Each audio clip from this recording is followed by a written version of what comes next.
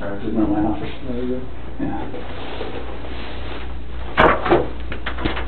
You have to shut. Probably, you know. Yep. Do you have a preference? Doesn't matter. Okay. Alright, I'm gonna go make a copy of this so we can look at it together. Okay. You good on water and food and all that? I'm good on water, right? I'm good. You hungry at all? I'm fine right now, thank you. Alright. Alright, let's do this. I'm gonna sit next to you so we can look at it together. So what I want to do is, we have a whole bunch of people coming in, you know, from your neighborhood. Somebody saw something, somebody knows where these kids are. And I keep saying kids, I'm sorry, kids in your life. That's I know what you mean. And I should say, I work these quite a bit, and so tonight, if I make one of those mistakes when I say kids instead of your wife and kids, I apologize.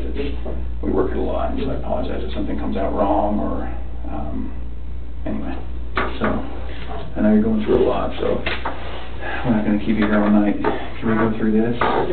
So, okay, let's see, your 148 doorbell detected visitor. What does that mean? So the doorbell has a camera on it when you get up to a certain proximity, and when you ring it, it detects a visitor. Okay. People are already distracting me out here. Oh. So in fact, you know, let's do this. So I work a lot of stuff like this in bank robberies, and when I talk to, you know, a witness at a bank robbery, sometimes I find it best for them to just say, tell me what happened, get it all out, and then once you get it out, let's go over it, okay? So just get it all out as far as this. Tell me exactly what you remember, and I'll take notes about where we can go. Okay. So this 1:48 a.m. Let me switch chairs. Okay. Because when they come knocking, Okay. when they come knocking, I gotta use that key. Do you need more water? No, I'm fine. I brought you Gatorade. Oh, thank you. All right. Alright, so 1:48 a.m., doorbell detects the visitor. So when we were over at the neighbor's house, the next day we were looking at his camera as well, and it didn't show anybody walking up to the driveway, which is kind of weird. That's the only reason I put that on there.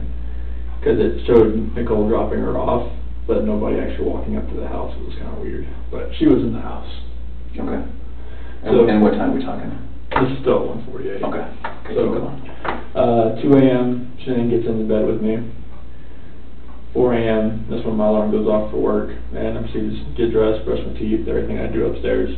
Okay. 4:15, that's when I get back, slide right into bed next to her, and start having a conversation with her about putting the house up for sale, and talking about it, like actually proceeding with the separation. Okay. And obviously it gets pretty emotional, like we're talking about, you know, like we felt the disconnection was there, like falling out of love, and trying to stay together, maybe just for the kids' sake, but we're realizing that doing like our homework, it's not, most of the time that's not going to work. Yeah. And it gets pretty emotional because we have 2 beautiful kids and we have one on the way. So it's just a matter of like, it was very emotional, we were both crying, and at the end, we just said, you know, she said she was going to take the kids to her friend's house for the day. She would be back. Okay. I was like, okay, it's fine. And so I went downstairs, made my protein shake. That was at 5 a.m., that's when I did that. Okay. Packed my lunchbox, had my oatmeal, chicken, filled my water jug up. 5:15, I went outside, backed my truck up, was loaded up. Had my book bag, my lunchbox, computer, water jug, my big clear container. I put big clear containers in my truck so it's easy just to pull out, pull in, just depending on what I'm going to use. My O-ring kit, I knew I was going to do some stuffing box rubbers that day, so I got some various open wrenches from my toolbox, and I know those would work better than the ones they would give me. Okay. 5:30, that's when I went to work. Okay.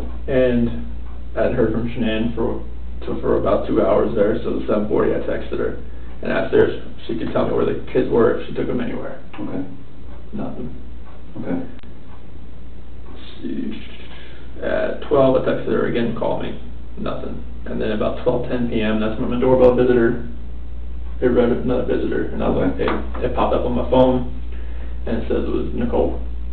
And try to put it on my phone to see if like she's just trying to get in or whatnot. And I hear like she's on the phone trying to. I could hear her through my phone saying she was trying to get to Shanann. So that's when I called her. Yeah, I called her at 12:20, see what was going on. She told me that Shanann hadn't responded to any of her calls all day or any of her friends' calls all day. Okay. And that's very strange. Just because. I mean, if she doesn't get back to me, that's fine. You know, like, she gets busy with kids, whatever. Yeah. So if she doesn't get back to her people, like, the people, like, she works with direct sales. Okay. So if she doesn't get back with them, that's strange. Is she the type to answer the phone? For them, yes, Okay. like, all the time. Okay. Yeah. For me, it's just like, hey, wait, I'll see you later. Okay. So about 12:40, a few more efforts from Nicole to reach her while she's there, like, outside the house. Mm-hmm. And at 1 o'clock, that's when I left, and I was like, all right, I'm on my way down there. 2 o'clock when I got home, because they couldn't get in because the front door had a top latch to keep the kids in. Nicole and the police officer that was there. Okay. Right. Okay, gotcha. Yeah. So they couldn't get in because top latch on the front door was hinged. And the keypad on the outside does not work to get into the garage, so they had to wait till I got there so I could get the remote opened. Okay. So that's when I got home. I opened the garage door and we went inside the house and looked everywhere. Shanann, Bella, and Celeste, nowhere to be found. Shannann's wedding ring's on her nightstand. Her phone's still on the couch. Her purse is still there. The medicine for the kids is still there. The car and the car seats are still there, and there's no sign of them anywhere. Okay. 3 o'clock. Frederick, the police officer, detective, Baumhauer, right? Oh, yes. Mm-hmm. Okay. I butcher his name every time. Asking Nicole and I, questions about where she could have gone or who she could be with. At about 4 o'clock, the police officer that was there, he was checking the neighbor security footage. At 5 p.m., the same police officer, detective, and then sergeant, another officer, they showed up and they searched the house again. About 6 o'clock, being calling around to anyone that I could, that may know something, called hospitals and hotels. 7:30, my friend Nick and Man showed up to show support, and from then on, it's his friends just showing up. Shows Lauren, Dave, Jeremy, and 10 o'clock's pretty much about laid down, but I didn't go to bed till probably like 2 a.m. just because fields of texts and calls all night. Okay. And I was just hoping that, I left all the lights on in the house, I was hoping that I'd get a knock on the door. But yeah, nothing happened. Yeah, but nothing happened. What do you think happened? At first, I really thought maybe she was just at somebody's house, just decompressing. Just blowing off steam. Yeah. But after today, like with the onslaught of all the cars, all the police cars, all the news, all the K-9 units, it's making me lean the other direction about someone took her. Okay. But it's just, if someone took her, it would have to have been someone she knew. Because there's no sign of anything like being disturbed, broken. Mm-hmm. But like that's the way I'm leaning now. At first I thought for real she was just decompressing somewhere. I thought she was safe, even though everything in the house was left there. But now it's just after the day with the news crews and everything, it feels more the other direction, and it's freaking me out because I have no idea where they are.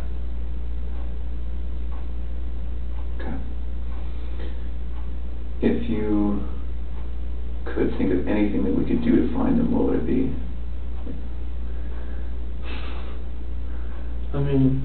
Everything that I've exhausted so far is like people that have car seats, because she left the car seats, and she would never just. Bella could sit in a regular booster chair because she's about that time. Mm-hmm. Celeste isn't quite there yet, but all the people that I know that have cars, they've contacted me. Mm-hmm. Unless it's, there's definitely a chance it's somebody I don't know. Being a guy or a girl, and she has plenty of friends through like direct sales that I've never met that could have a kid that they come and just say, hey, let's go, like just back up in the back, put them in, let's go. But I wouldn't have their name, I wouldn't know who they are. Okay. And this is like, that's what's driving me nuts. It's like when I told the news crew, it's like if she's out there, it's like just come home. Like, if someone has her, or like not just has her, but she's at somebody's house and she's just decompressing, it's time to come back. Because now this is real. Okay. This has gone to a different level. Absolutely. Okay. Do you have an inkling of if it's good or bad? Yesterday, I would have thought that she was safe and it was good that she would come home. Today, it's more on the other side. I don't think that she would let it get this far if she was just decompressing somewhere. I mean, she's not talking to anybody. As far as, I mean, people that have reached out to me that I haven't talked to in like a year, that are friends with her. Like, one of her like best friends, Mark Judy, lives in Florida. Works in the police department down in Miami. And she called me today. Like, that's one of her friends she would confide in. Oh, okay. So. And she hasn't heard anything? Nothing. And nobody's heard anything? Her parents, I mean, she doesn't like talking to her mom, but still, her mom calls her enough that she would at least answer once. Yeah. And if she's, I mean, I'm married, I know how it is. If she's hacked off at her husband, would she call her mom? She would call one of the friends that contacted me. Okay. At least one of them, because she has a close-knit group. Okay. But the fact that none of them know anything is very strange, because one of them would have said something by now, seeing what this has escalated to. Is it possible that her close-knit group isn't close with you and there is somebody who knows where she is right now? I don't think so, because, I mean, Nicole she's very close with Nicole. And the way Nicole is acting right now, as far as how emotional she is yet, there's no way, like, she knows. What does that mean? There's no way, like, she would know, like, where she is if she knew. Oh, so you're saying if Nicole knew? Yeah, Nicole knew, like, the way she's acting right now, she's as freaked out as I am. Okay. So there's no way, like, she would know where she is if she knew. Do you know Nicole that well? Decent. I mean, she's been over at our house a good amount of time. Oh, okay. Yeah. And you've obviously spoken with Nicole? Oh, yeah. And you don't have any weird feelings from her? No, she was there at the house. Like, she was the one that was ringing the doorbell trying to see what was going on. Okay.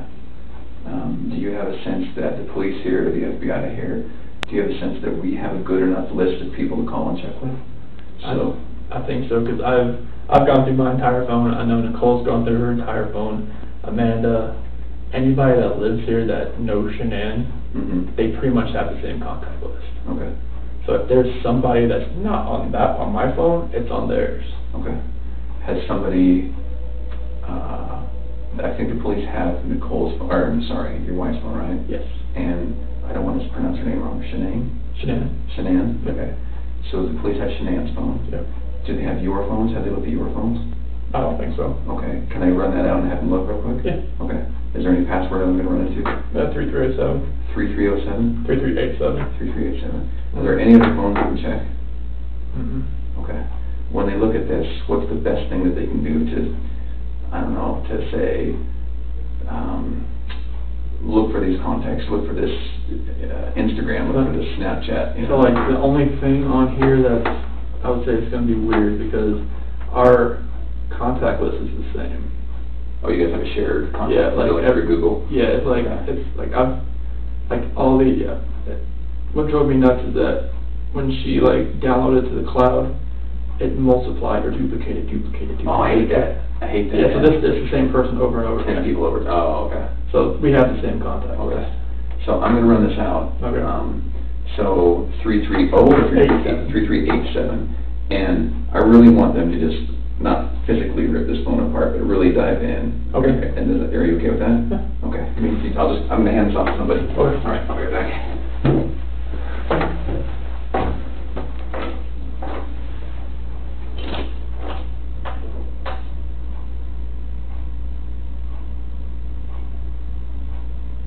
Okay, that's 3387. You get that? 3387? All right. Are there any other phones at home we can look at? That's the only ones I know of. It's hers and mine. Computers? She has a laptop, but she barely uses it. Okay. Where's the laptop? In the office. At home? Yep. Okay. I think that, I'm sorry that I'm catching up here, this always happens. The police are the first people to get a call. Then when it's serious like this with missing kids, then a day or two later we come in and say, I'm sorry, I'm playing catch up. It's always good to repeat it though. So laptop at home, does it have a password? If it, I don't think so. It might, but that's the one she uses. Oh, okay. Yeah, it just stays in her office. Do you have any idea? I have an idea what the password could be. Okay. It's like 428-4915, capital S, lowercase w. That's their main password. 428-4915, capital S, lowercase w. And we'll probably just have you bring that in for us. Is that okay? Okay. So they don't have it now. The cops don't have it now. Okay. So laptops. Any other like a Fitbit? Is there tablets? iPad, but I have not found that. Does she have it? I've not found it yet. She has it, but I haven't seen it in the house. Okay. So possibly she has it? Possibly. Oh, okay. When did you buy that? Ooh, that was a long time ago. And so is it a full-on iPad like? Yep. You could use it to like a Wi-Fi. Wi-Fi? Could you use it to navigate to an address? You could text from it. Oh, okay. So then if it's possible and she has it and she's somewhere hurt or somewhere that we can't find her, she can't, in other words, could we somehow track that? Does that have GPS? It has to be connected to Wi-Fi for it to actually... Oh, so it's not like a phone then, it's a... No. Okay. She has a watch as well, but I have not found that. She has like a... Apple Watch. Apple Watch, okay. Do you know where that is? I have not found it. Okay. It's not on the charger. And it's not at your house that you can tell? Okay. Do you think the password for the iPad's the same? No, it'd probably be 2385. 238. Is that common for her? Yes. And what On a 4-digit it is. Okay. What about for her Apple Watch? 2385. 2385, okay. I don't have an Apple Watch. Is that one where you have to unlock it usually? Okay. And does she usually have a password? Mm-hmm. Okay. On her phone it's different because it's 6-digit, but... Okay, what's your phone number? It's going to be 013119. Is that a birthday or something? Of the next baby. Oh, Due date. Due date, okay. I'm sorry to hear that, man. So if she's, and again, this is probably something that the cops in the other room know about, if she's due in January, she's 4 or 5 months pregnant? And she was 14, 15 weeks. Okay. All right. Did you guys know the sex of the baby? We weren't going to tell anybody yet. But you do know it? Mm-hmm. Okay. But she knows it? Yeah. Okay. So let's finish this, and then we'll get into more of this. Okay. So how else can we track her? Does she have another phone that you know of? That's the only phone I've ever seen her use. Okay. What's the phone number? 910-850-3286. Okay. So, you know, strap on your CSI hat. You can imagine the FBI has some pretty cool tricks and toys and everything. Is there anything you can think of that we should be doing that we're not? Honestly, everything that I saw today was like, it took me on a whirlwind. I didn't think all that was going to happen, so that everything that happened today, I thought you guys were like spot on. Okay. Is there anything that a friend has said? Oh, has the FBI done this? Well, you probably didn't know the FBI was involved until an hour ago. Yeah. Is there any good ideas that your friends have had saying, man, I got to try this, I got to do this? A lot of people have asked about Amber Alerts, but I'm not sure like why that. I'm not sure I'm sure Amber Alerts have to deal with like, all right, if you know someone has taken a kid, but since the last person you saw was the mom, and you don't think everybody's gone. Yeah. That's probably why Amber Alert's not really used in this respect. Well, they did a press statement. So Amber Alerts are a little bit different. One thing that helps Amber Alerts is cars. You know, when you're driving down the freeway and you say, missing person, look for this car. What car do we look for? That's the only car she has is the one that left in the garage. A Lexus? Mm-hmm. And that's what you drove here tonight? Yep. Okay. Do you have any other cars that you drive? Just my work truck. Okay. Lexus. Does the Lexus is here. Okay. How could she have left the house? Only way she could have left the house is if somebody picked her up, but it would have to have been from the back. Because it's the camera in the front, where the neighbor, the way it faces the driveway, it would have picked that up. Only thing it picked up was me leaving at like 5:26. Okay. How do you know? Is it your camera? It's the neighbor's camera. Oh, did he tell you? Yeah, we were all over there watching it with the officer. Okay. All right. It just showed me loading up my truck. Oh. Is it on all the time? His camera's on all the time, yep. Okay. And all it saw was you leaving? Yep. Did it show her coming home? It didn't show her walking in, no. Okay. But she was in the house when I left. Obviously. So I was just like I'm just trying to think, so the camera, is it possible that it doesn't catch everything? Like a motion detector? From what I saw, I think, like, he showed me other, like, examples, but it was picking up, like, minuscule things here and there. Like, it was like, it didn't take much to, like, just get it start recording. Oh, so it probably is a motion detector then, if there's start points? Yeah. Okay, all right. Okay, so then there's his camera and your security system. Yeah, my doorbell camera right there. Your doorbell camera. And the only thing that was strange about mine that morning was that when I left, it said garage door 2 remained open. When you left? Were you parked in the garage when you left? I pulled out and it said, I thought it shut. Oh, okay. And it said main garage door 2 open when I went back and looked at all the history. And Nicole said that it was shut when she got there. Okay. But it said it was, because on my notifications, it'll say something's left open, but it won't say when it's shut. Oh, so you got a notification it was open? Mm-hmm. After when you thought you shut it? Yep. Okay, all right. Next I looked back, I saw it shutting. Okay. Kids, do they have any security little watches? Mm-hmm. You know, something they have the call home button? Nothing like that? Nothing like that yet. No iPads? Mm-hmm. How old are they? 4 and 3. Oh, they're pretty young. Okay. Anything else you can think of? Honestly, like, we've exhausted, like, every option, every friend that we know that could have helped her. Okay. So we talked about her decompressing a few times. Where would you do that? She would have to go to her friend's house to do that. She wouldn't just go anywhere, not with the kids. At a hotel? I've checked. If she had any cash on her, I'm not sure like how much she would have had on her. She usually doesn't carry much cash, and the cash she had in her wallet was from Nicole the previous day. From who? From Nicole. Oh, okay. She told me that was the cash she gave her. Okay. I saw her when we found her purse. For what? No, I'm not sure. She didn't tell me. Okay. But that was the only cash she had in her wallet. And is that still at the house, you said? Yeah. Okay. So is her license in the wallet? Yeah. So she's got no cash that we know of, no license, no phone. Anything about the clothes in the closet, the hamper, the drawers that makes you think she packed some boots, she's going to the mountains? Like, she has so many clothes in that closet. Like, it'd be hard to really tell if she took a little amount. Okay. I mean, if she took a big amount, it'd be pretty obvious. But like a little amount, we would never know. Okay. All right. She has like, say like that whole wall, and then the bottom, and then other side. Okay. If you take this room, it's about the size of it. A woman with a lot of clothing? You don't say? No. Okay. Shoes, anything about the shoes that you think? She has a whole shoe closet. So there's nothing obvious that screams at you she's No. preparing for this type of activity? Okay.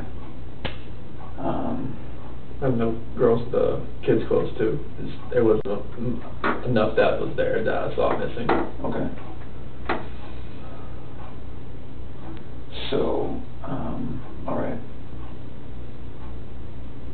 So I know it's hard to talk about. You mentioned that there was a hard conversation that the two of you had about Separation. Your marriage and separation. Now that you've had a little bit of time to think, looking back on that conversation, can you connect the dots between both of you being upset and crying, and here we are, and now she and the kids are gone? What do you think about? I think about like, did I cause this? Like, did I make her feel like she needed to leave? And like, did she really feel like the things she was saying? Did she really feel the same? Did she really feel like, all right, the disconnection? Did she really feel all that, or she was just saying it? Like, maybe like us falling out of love. Was that really registering her at that point in time, or did it register after I left to go to work? And then she's just like, I'm just gonna leave. Okay. It's like, I'm not sure, because she laid back down. Okay. She was still there when I left. Okay. But like, maybe she sat there and thought about it, like, do I really need to stay here right now? Okay. Like, if he doesn't love me, maybe I should just go. Can you really get into that conversation with me? And what I want to know is, you obviously have a very deep relationship with her. She's your wife. but it's going to be easy for me to listen to what was said and maybe think that there are some clues about maybe she did just lay down and cry a little bit longer and something happened to her, or maybe she did get frustrated and she left. So can we recreate that conversation? Mm-hmm. So tell me what happened. So I crawled back in bed. So sorry, let's start from, she gets home late at night. Mm-hmm. Okay, I'll start from that point. Okay. So she got home about 2 a.m. And were you already home? Oh yeah, I was passed out. Okay. Yeah, so like I felt her get into bed. That was about it. But about 4 a.m. that's when my alarm went off to go to work. Okay. So that's when I got ready and everything. So she gets in at 2, alarm was off at 4. Okay. Mm-hmm. And you were sleeping that whole time? Oh yeah. Okay. So the conversation hadn't started? No. Okay. No. So about when my alarm goes off, that's when, after I get ready for work, I crawl back in bed and have that conversation. So you wake up at 4. Mm-hmm. At 4, then what until you start the conversation? Get dressed, get my clothes on, brush my teeth, deodorant, all that kind of stuff. Okay. Shower? No. Okay. Shower, night before. Okay. What do you do for a living? I work in the oil and gas. Okay. So then it doesn't matter if you go to work without a shower? Okay. Doesn't really matter. All right. It's going to be bad anyways. Yeah. So then you wake up, you get ready. I'm sorry I interrupted you. You're fine. So then, what time are we talking about when you're ready to talk with her? About 4:15 or so. Okay. And so she was asleep from the time she got in from 2 to 4, Mm-hmm. or 4:15. You wake up at 4:15, you're ready. Okay, and at 4:15, you start talking. Mm-hmm. Why do you talk at 4:15 in the morning? I felt like I needed to talk to her face to face, because like I wanted to say something. Like when she was in Arizona, like I didn't want to do it through a text. I didn't want to do it through a call. I was like, I got back in bed. I was like, I needed to talk to her about this, because she had told me like when she was going to fly back that she wanted to get up with me so she could take a shower, because she wanted to get the airport off of me. What do you mean when she got back? When she flew back in. From Phoenix? Yeah. Okay. So she told you, let's have a talk? No, she wanted to get up with me so she could take a shower and get the airport off her, because she was her flight was delayed. Oh, okay. Her flight was supposed to get in 11, but it didn't Okay. leave till 11. Okay. And so did she call you or did she text you? I think there was a call Okay. on that one. All right. And so at 4:15, what happens? That's when I crawled back in bed and I woke her up. Okay. And then I proceeded to talk to her about how I was feeling, about how I felt like what's been going on with us for the last, what she's seen in like the last 6 weeks, because she was in North Carolina and I was down there just the last week. But from just being apart and just like figuring out who people are. It's like the best way for people to really find out who they are is to spend time apart. I agree. And it's kind of just like, you can just see yourself. And then on the last week, that's when I went back to North Carolina, and I was there for her last week there. Okay. And when we were together, we could feel like it wasn't there, that spark.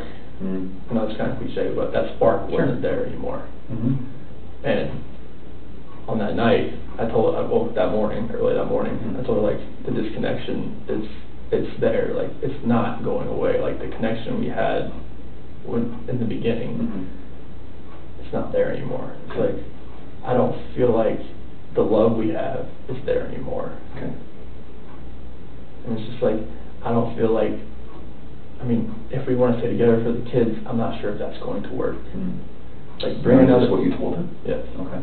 Like having another baby and bringing us into this relationship. Do you think this is going to work with us being together, or separation? I think is going to be the best possible route for us. And that's when like all the crying and everything proceeded, and it was very hard just to talk about that. But I needed to do it face to face. Okay. And I needed to see her face, like while I did it. I couldn't text, phone, whatever. I needed to be face to face and be able to see her and know that she was going to be at least reciprocating back to me. Oh, what did she say? She said that she wanted to kind of work on it, but if that's the way I was feeling, then she respects that. Okay. And she said that most of the time, when you have kids and you have a relationship where people like they don't love each other anymore, they fall out of love, this connection, that having kids, even bringing a new baby into into the equation doesn't always work as well as keeping, like, you know, the couple happy and the kids happy. It's like, it almost is like better if Right. two are on different sides. Yeah, you don't want to spend your whole marriage disliking each other and faking it for the kids. Yes, and that's one thing. Okay. Is that accurate? I don't want That's totally accurate. Okay. I mean, you don't want to be the people parading around with like a mask on when the kids are around, and then when the kids go to sleep, you just go your separate ways. Okay. It's like, that's what I don't want. Okay. And that's why we're talking about that separation that night. Okay. And that's why I got so emotional right there. Okay. Emotional for you too? Oh yeah, I was bawling my eyes out. Okay. So then, as a result, how long did that conversation last? It lasted, so about 4:15 when we started. We talked about the house as well. Okay. What did you say about the house? Like, we needed to sell the house. Like, there's no way, like, we can stay in this house and have another kid and be able to just keep everything afloat. And she's like, well, where do you want to move to? I was like, well, we can move to Brighton, we can move, are you familiar with the area? Kind of, yeah. Okay. So we can move to Brighton, we can move to Longmont, we can move, like, you know, wherever, somewhere that's cheaper. Okay. And she was like, well, because she had already contacted the realtor the week before through an email. Oh. To see, like, what she thought.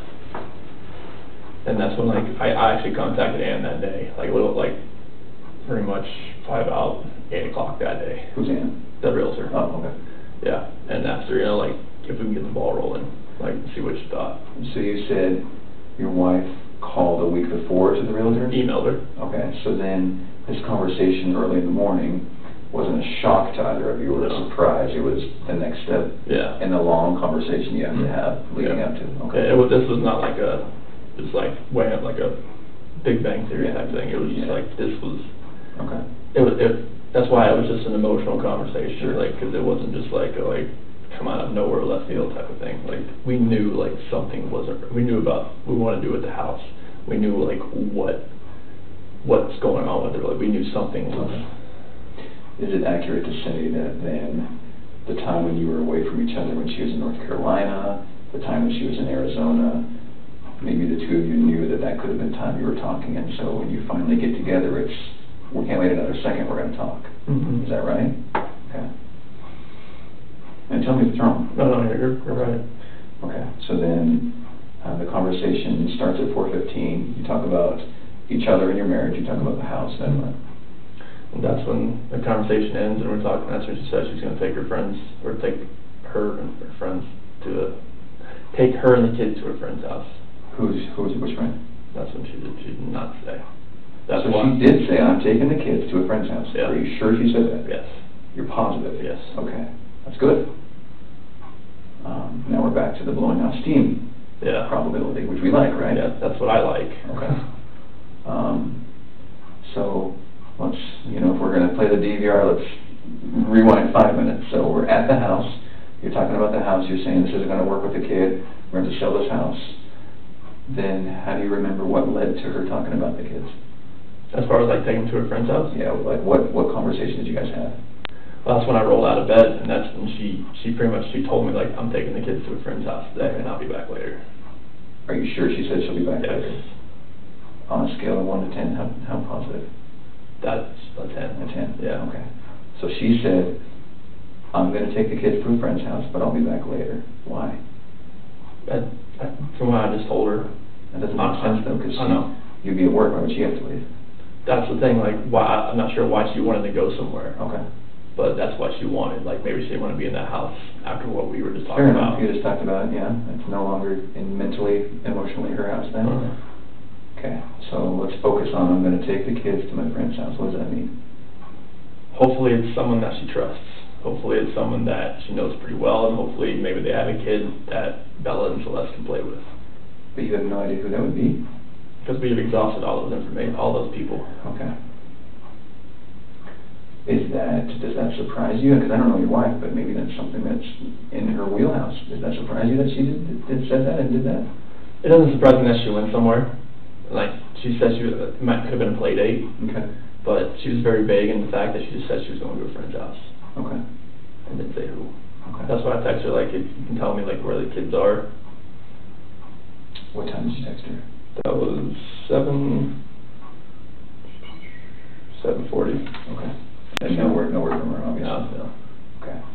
So then we're at I'm going to take the kids, I'm going to go to a friend's house. You sure she didn't say I'm going to take them somewhere to a hotel or to a... Oh, there was no. Positive she said to a friend's house. Yeah. And not just someone's house, but a friend's house. Yeah, because, like, if it was a hotel, I would have definitely asked the question, like, why are you going to a hotel? Yeah. Okay. That wouldn't, yeah. Where can we look to find friends that you might not know about? Honestly, Facebook's the only place. Facebook? Because that's the one she frequents.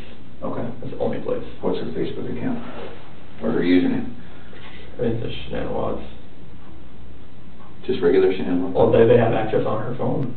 SHAN? ANN. ANN. And so they can, I think they can log into the phone, right? I think they're in her phone, right? Oh yeah, they just gotta hit the icon and it's right there. So it's right there. They can do whatever they want. And they can, okay. All right. Yeah, it doesn't take much. It's always logged in. Okay.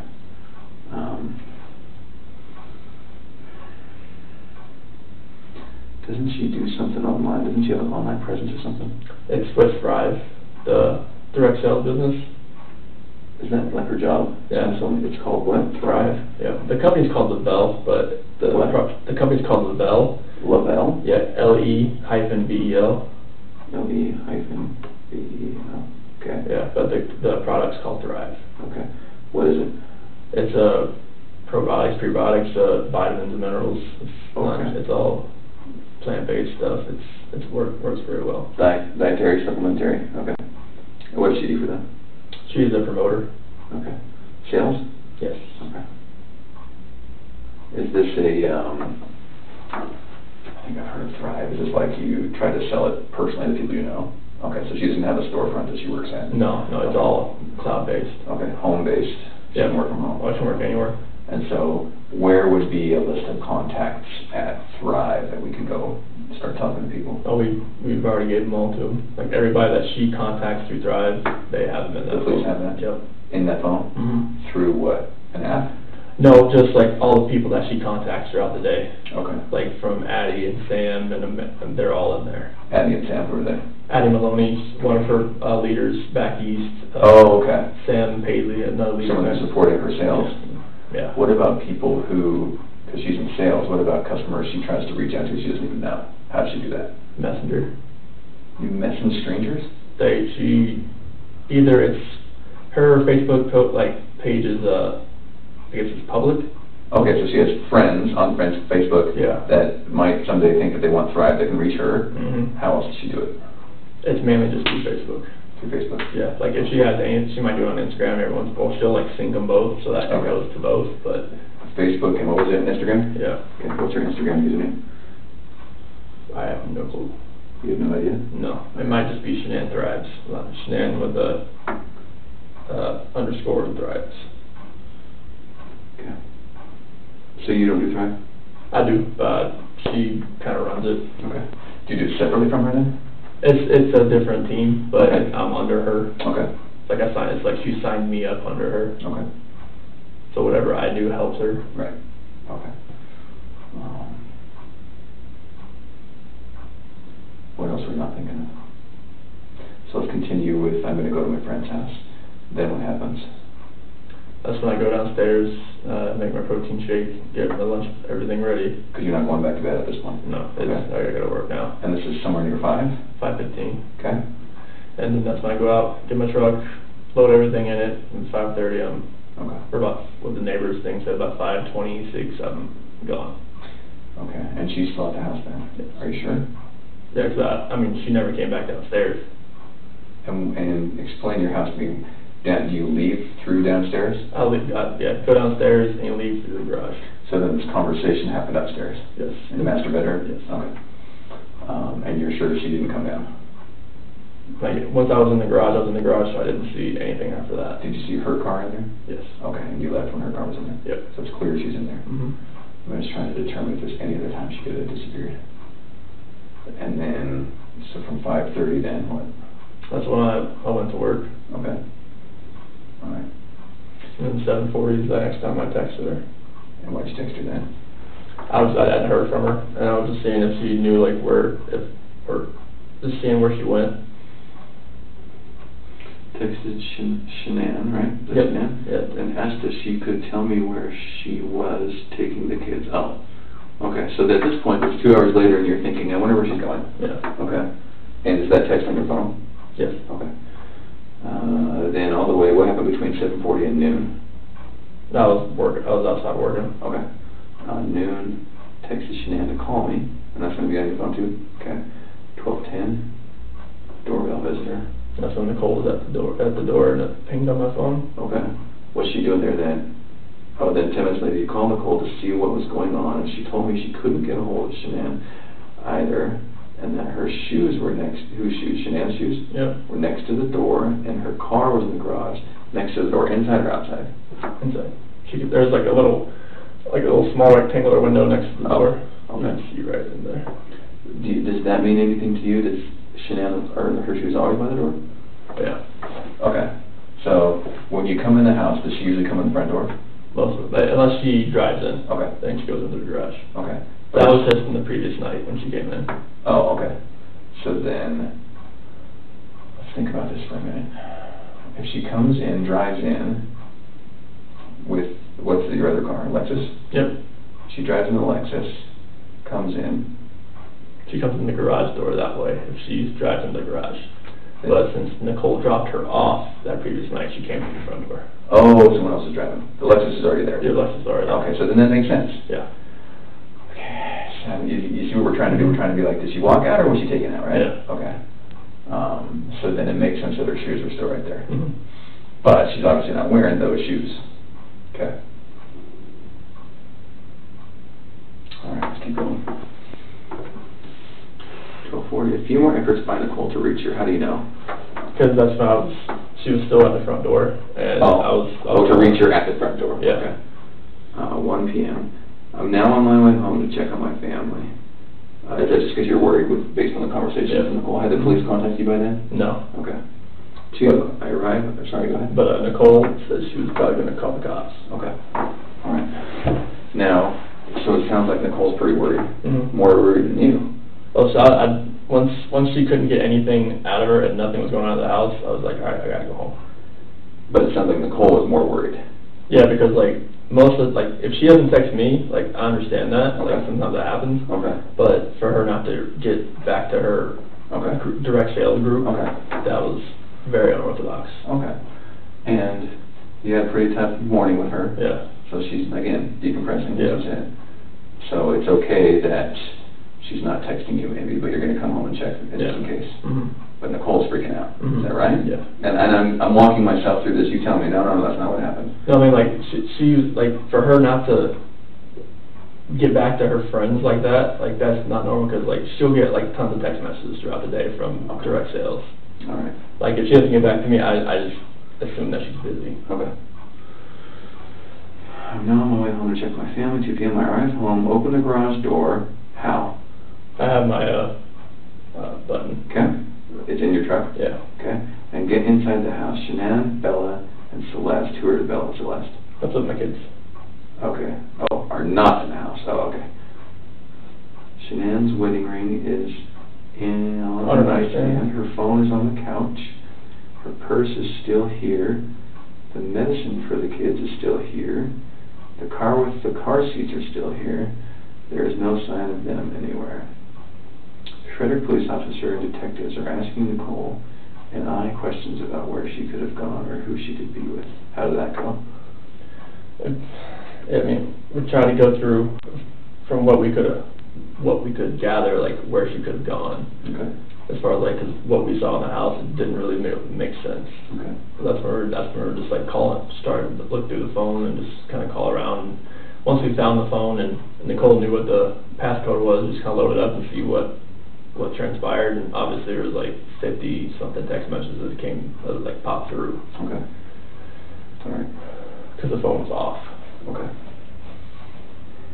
What do you mean the phone was off? It was off. When you found it, it was off? Off. Was the battery dead? No. Why are you making that? I have no clue. Like, why was it off and why was it not with her? It's weird, right? Because if you're saying that she does a ton of texting and marketing and sales and calling certain people back, okay. How would it turn off? You'd have to turn it off. Okay. Because it wasn't dead. It was like 50% or so, I think. Are you sure? Okay. And it was on the couch? Mm-hmm. What do you make of that? Oh, usually it's not right by her nightstand. Okay. That's usually where it always is. Nightstand in the bedroom? Yeah. Okay. Anything else about that? No, that is weird that it was sitting like on the couch cushion, like right there. Okay. So, can we back up a tiny bit? You come home, no one has been in the house? No. Okay. No one could get in the house, is that right? Yeah, unless you had a garage door. Okay. And that's how you got in? So I got in. So at this point, you get there. Are the police there at this point? Yes. So you, the police, Nicole, that's it? Her son. Her son. What's her son's name? I think Nick. I think his name's Nick. Nick. And so you and Nicole aren't besties per se? You and Nicole? Oh no, like we're friends, but yeah, my wife and her are really good friends. Okay. And so Nick, you don't spend much time with Nick? No. Okay. Why is Nick there? That he was just with his mom. Okay. Is there anything weird about Nicole and Nick? Not that I really think of. Do you think anything about your wife not being around has anything to do with Nicole and Nick? I would hope not. I mean, like, Nicole is one of her good friends.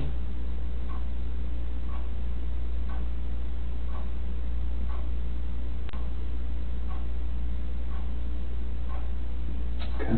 I don't think they could have done, like, I don't think they could have done anything, like, as far as, like, helping her get out and then being so emotional when they couldn't find her. I don't think they could be capable of that.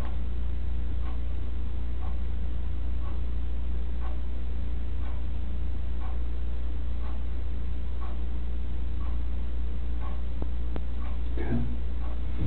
So then they're at home. Police officers there. Mm-hmm. Then walk me through that. So as we go through the house, we're all. Do you immediately go through the house? Oh, like I open the garage door and I just go into the house.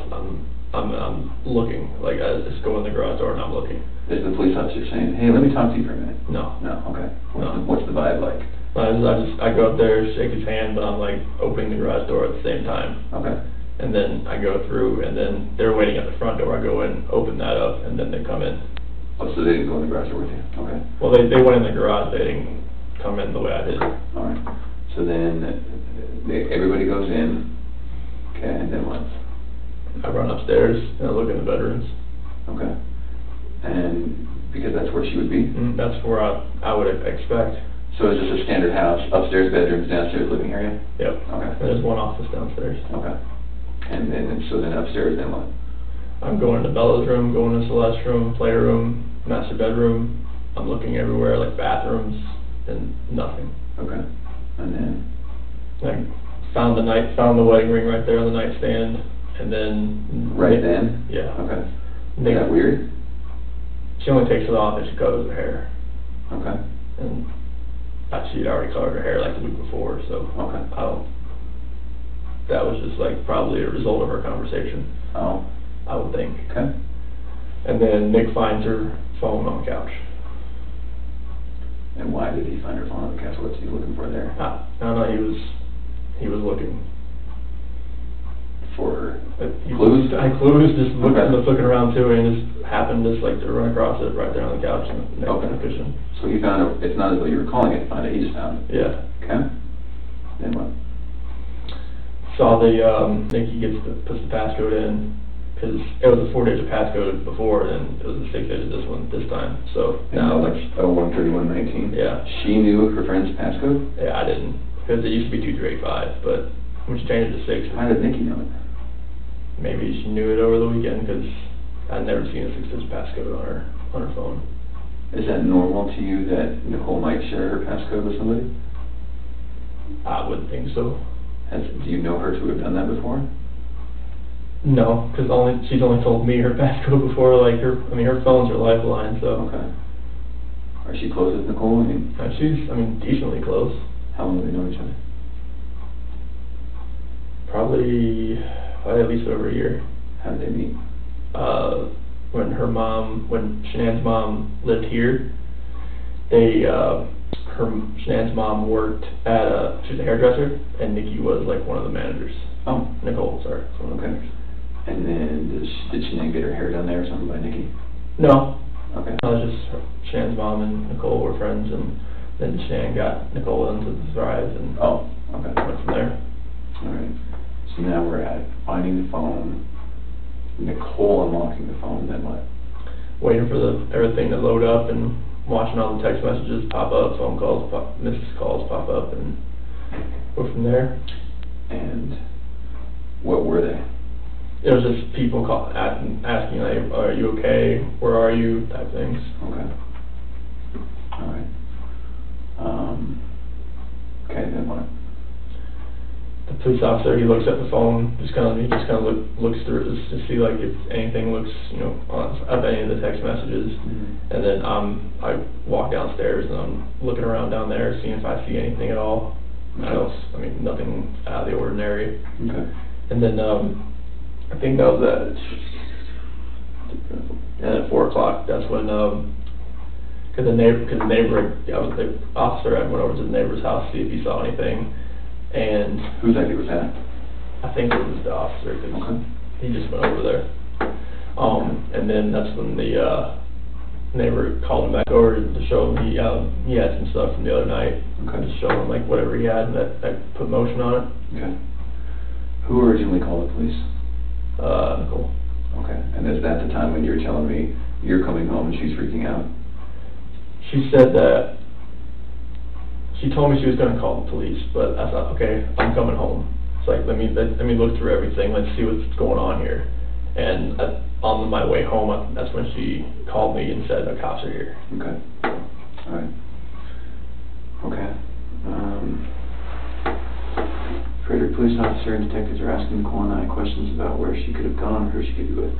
4 p.m. Police check neighbor security footage and question them as well. Okay. Have we talked about that? Is that where we're okay? That's where we're at. Anything else about that? No, it just shows Nicole dropping her off, but her not walking up, and it shows me loading my truck up about the time I told you I left. Okay.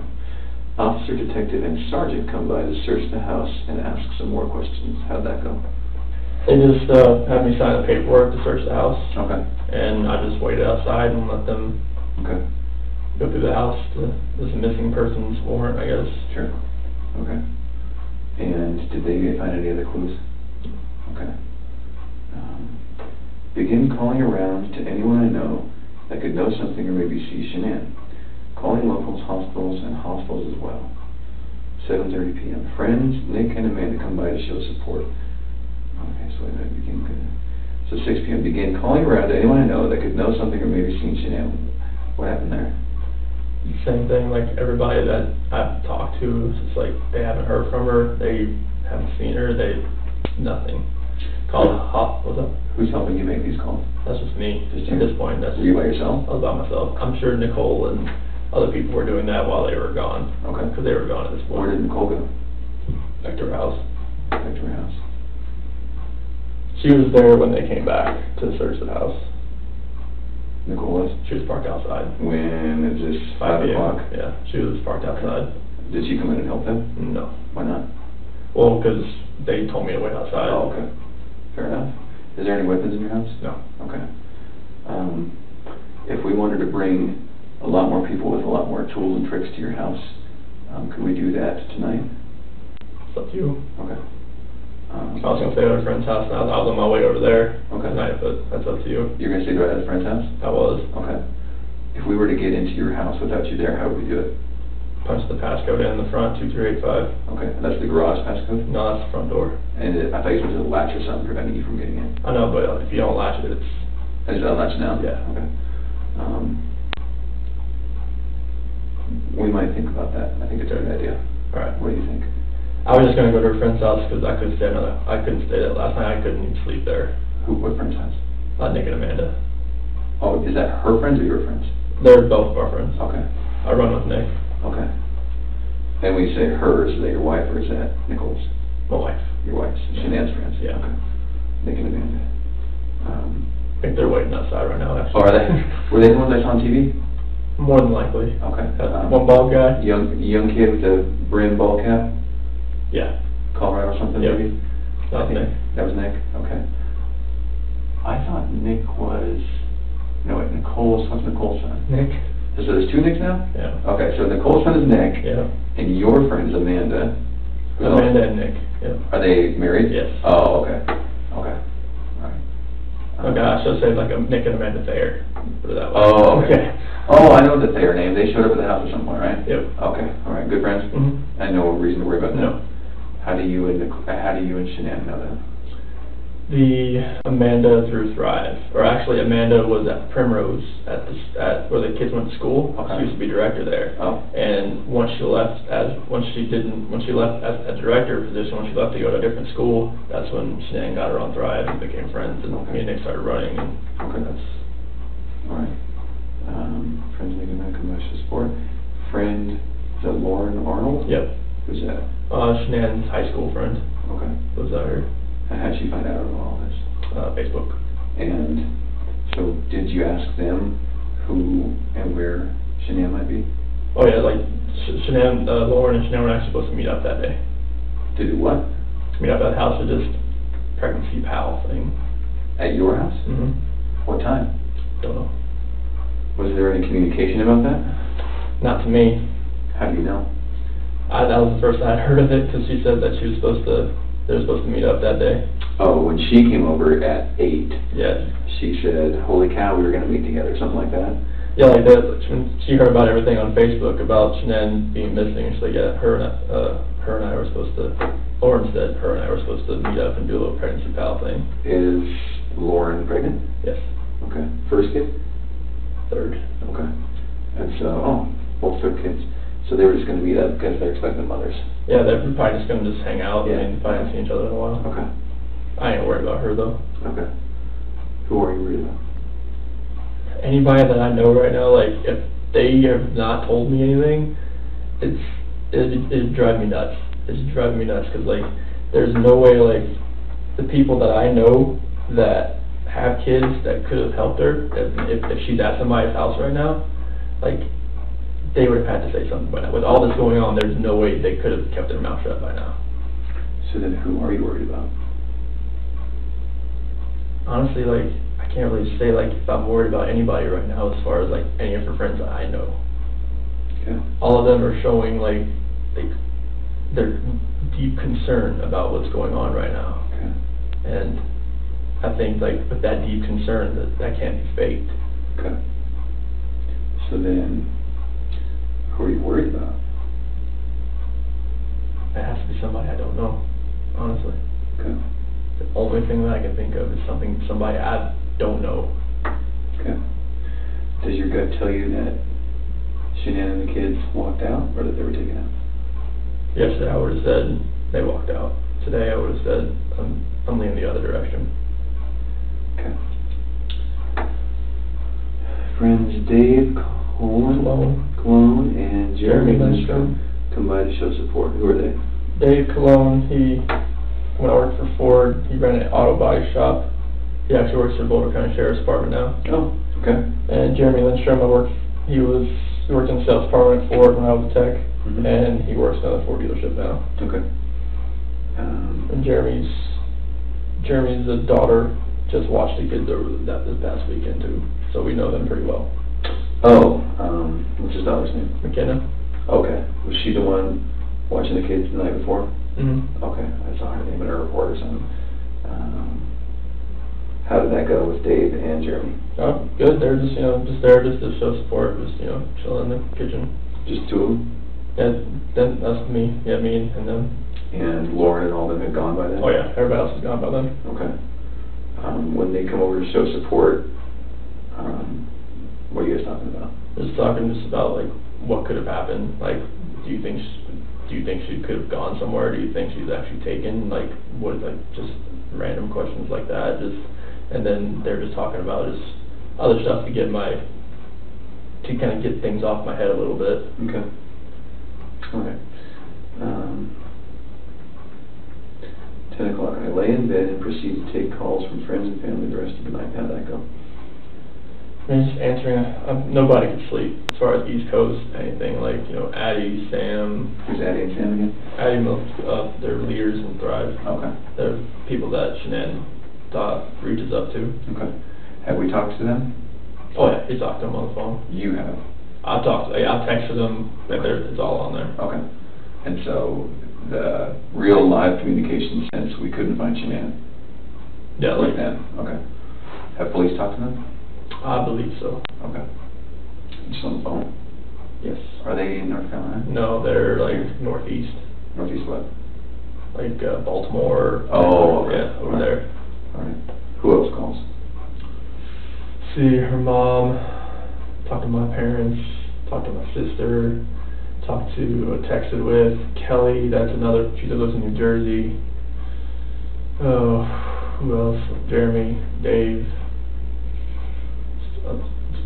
all those people. Okay.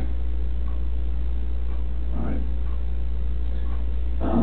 Can we talk about something that's kind of hard to talk about? So when I work investigations like this, I have to keep an open mind on everything. Okay. And part of keeping an open mind is listening to you talk about your wife and your marriage, and the day she goes missing is the day that you guys have marital discord. Okay? So you can understand what I'm thinking about you. Yeah. What do you think about that?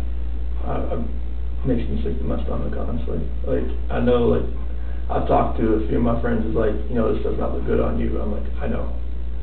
It's like, if people knew that we were having marital issues, they're gonna look at me, especially with the way everything looks. And it honestly just makes me sick to my stomach, because this is something that I would never do. Ever. I know, like, you have to look at every vantage point. This is something I would never do to my kids or my wife. At all.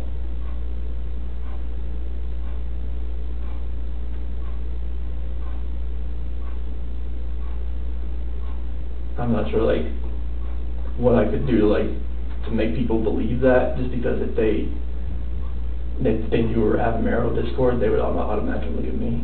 But I would harm anybody in my family. At all.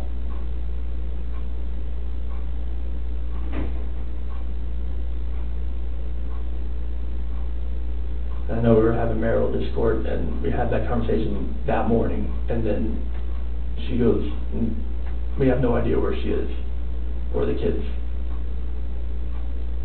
I promise you that I had nothing to do with any of that.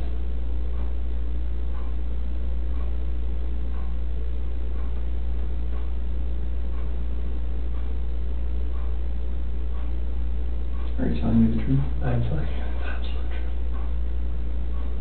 Why should I believe you? Because I am a very trustworthy person, and the people that do know me, they know how I'm a calm person. I am not an argumentative person. I am a person that's never going to be abusive or physical in any kind of relationship. I would never harm my kids. I would never harm my wife. You can talk to any of my friends, any of her friends. They know me. They know I'm a low-key guy that's quiet. I'm not about confrontation. I'm not about anything that elevates to that level. I mean, you can if someone yells at me, screams at me, I just take it and I just try to get it by the wayside and get it back to where it's just a cool conversation, to where none of that gets to that height, because I am not that person. I've never been that person.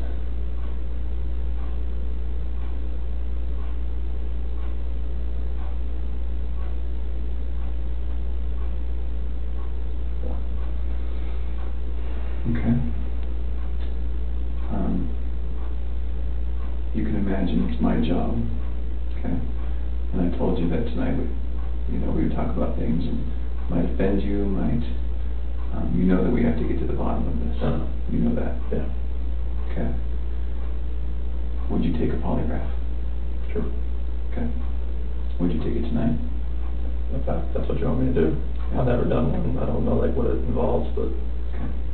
You know where it is? From what I've seen, it goes on your finger. You know what the purpose of one is? That's for a lie detector test. Okay. All right. Well, why don't we do this? Let's take a little break. I'm going to come back in here because I have a lot more questions for you. Okay. I want to remind you that tonight is voluntary. Okay. I can't keep you in here. I won't keep you in here. If you want to get right up and walk out of here, you can do that. Okay. All right. Do you want to keep talking with me? I mean, I can. Okay. I mean, if that's what you want, I can keep talking. Okay. And you understand that I'm not arresting you right now. You understand that you can walk out of here at any time. Sure. Okay. Having said that, I do want to talk to you. I have a lot more questions for you. Okay. Okay.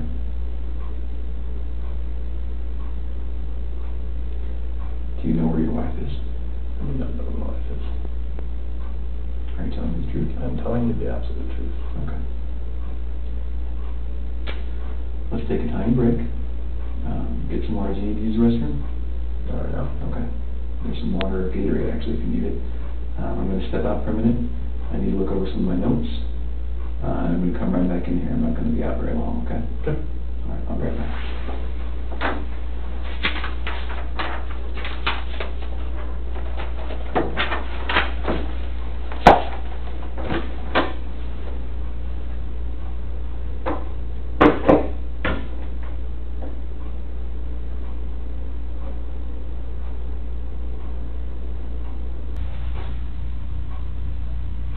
We'll have everyone else. I'm just going to keep this room for a little bit longer.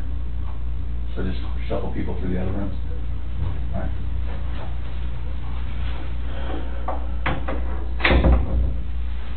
How you feeling? Looking at that picture,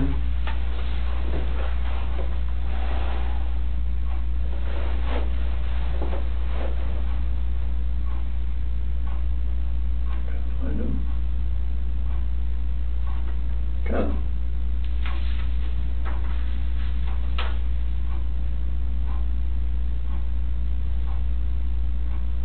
Celeste loved those shoes, even though they were winter shoes. They were what? Winter shoes. Those are her boots, aren't they? Shanann was gonna sell them off to like that Facebook marketplace. She had them on the windowsill there, and when we got back from North Carolina, she saw them sitting over there, and she proceeded to take them back and wear them every day since they got back. No matter if it was 100 degrees outside or what, she loved those shoes. She always loves those shoes. And Bella, she always wore some flip-flops. She always will. She's just like, she loved that dress. She loved those flip-flops. Cece loves that dress. She likes the buttons on the back. Is Cece short for something? Celeste. Bella and Celeste. Mm-hmm. Tell me about them. BNC. Celeste, she's Rampage. She's always the one that's gung-ho. She's always the one that's just like, she's off. She's either go or sleep. She's always the one growling. She's always been, she's a tiger. Bella, she's the calm, the mothering one. She's the one that's always, you okay? You okay? You fine? Okay. She's just the sweetest little girl. She's the one that favors me more, and Celeste is the one that favors Shanann more. And the way I look at it. You see some baby pictures of me and Bella, it's just like, boom, she, the other way around for So when you say favor, do you mean look like? Yes. Oh, okay. Are they both daddy's girl? That one is. Yeah, that's how it works, isn't it? It's because the first one I wasn't really good at it yet. Second one I knew what I was doing, and she bonded with me right from the start. Yeah.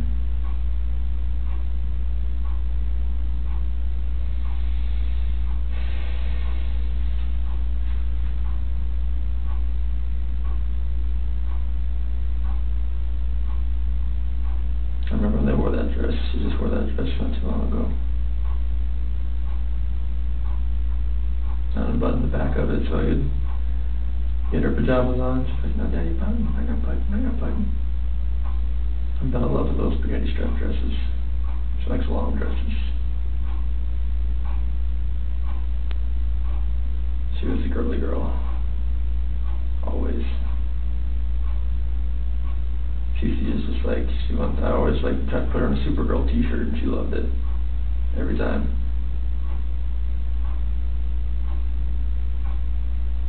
Cece always be smiling though.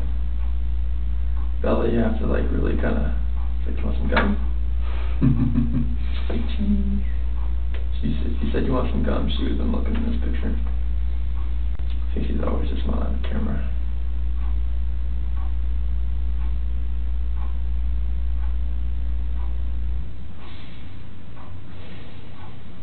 I'm gonna find him, right? I need your help.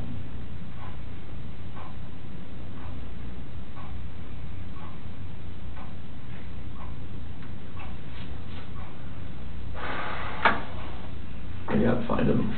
You have to find Shanann. This is the picture somebody sent me. Or it was the side by side of Bella and Celeste and Shanann. There was a post to like one of the news companies. Okay. This was the picture they used of the girls. Alright. What are you thinking about anything while I step down? It's not much I want to see these two girls and my wife again. Just I want them to come home.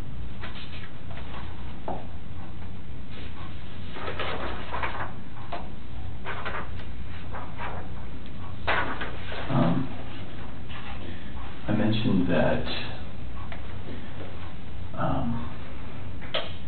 when children go missing in the FBI, it's a lot like you see in the movies. Okay. We like to get every single one of our recent resources. We like to call every agent and wake them up out of bed, call them back from vacation. We just really like to put a full force in. Mm-hmm. Is that something that you're comfortable supporting? Yeah. Okay. That means that I want to have as many eyes, as many hands, as many investigators, as many evidence people as we can possibly get looking at your house. Okay. Can we do that right this minute? Up to. Okay. I'll stay out of the way if you want. Okay. That's usually best. For you, for us, for everyone. Okay. You want me to go stay at my friend's house then? Is that an option? Yeah, I'm not sure if they're still outside. I'm Okay. not sure or not, because All right. I don't have a phone. Oh, I forgot to ask you about your phone. Yeah, I don't have much to, I didn't have to take one here anyways. Okay. But, it's good. Concrete block. So, what I might do then is in, I don't know, 5-10 minutes, I might just step out for a very quick break and just say, guys, let's go in that house right now. 2385. You did tell me that, and I did write it. The garage is 2385? The front door. The front door, 2385, and that latch or whatever is not going to get in our way? It should be unlatched. Okay, good. All right. If it is, just call me. Now, when they go in there, I want them to run a black light over everything. I want them to collect DNA. I want them to look for hair strands and DNA samples. And I want them to look at your stuff and your wife's stuff and your children's stuff and the garage stuff and the car stuff, all of it. Okay. Is that all right? Yeah. Okay. Do you have any problems with that? Mm-hmm. Okay. So then I want them to do that sooner than later. I might step out here in a minute and just tell them the code and just let them know, guys, let's find how we can get these girls. Okay?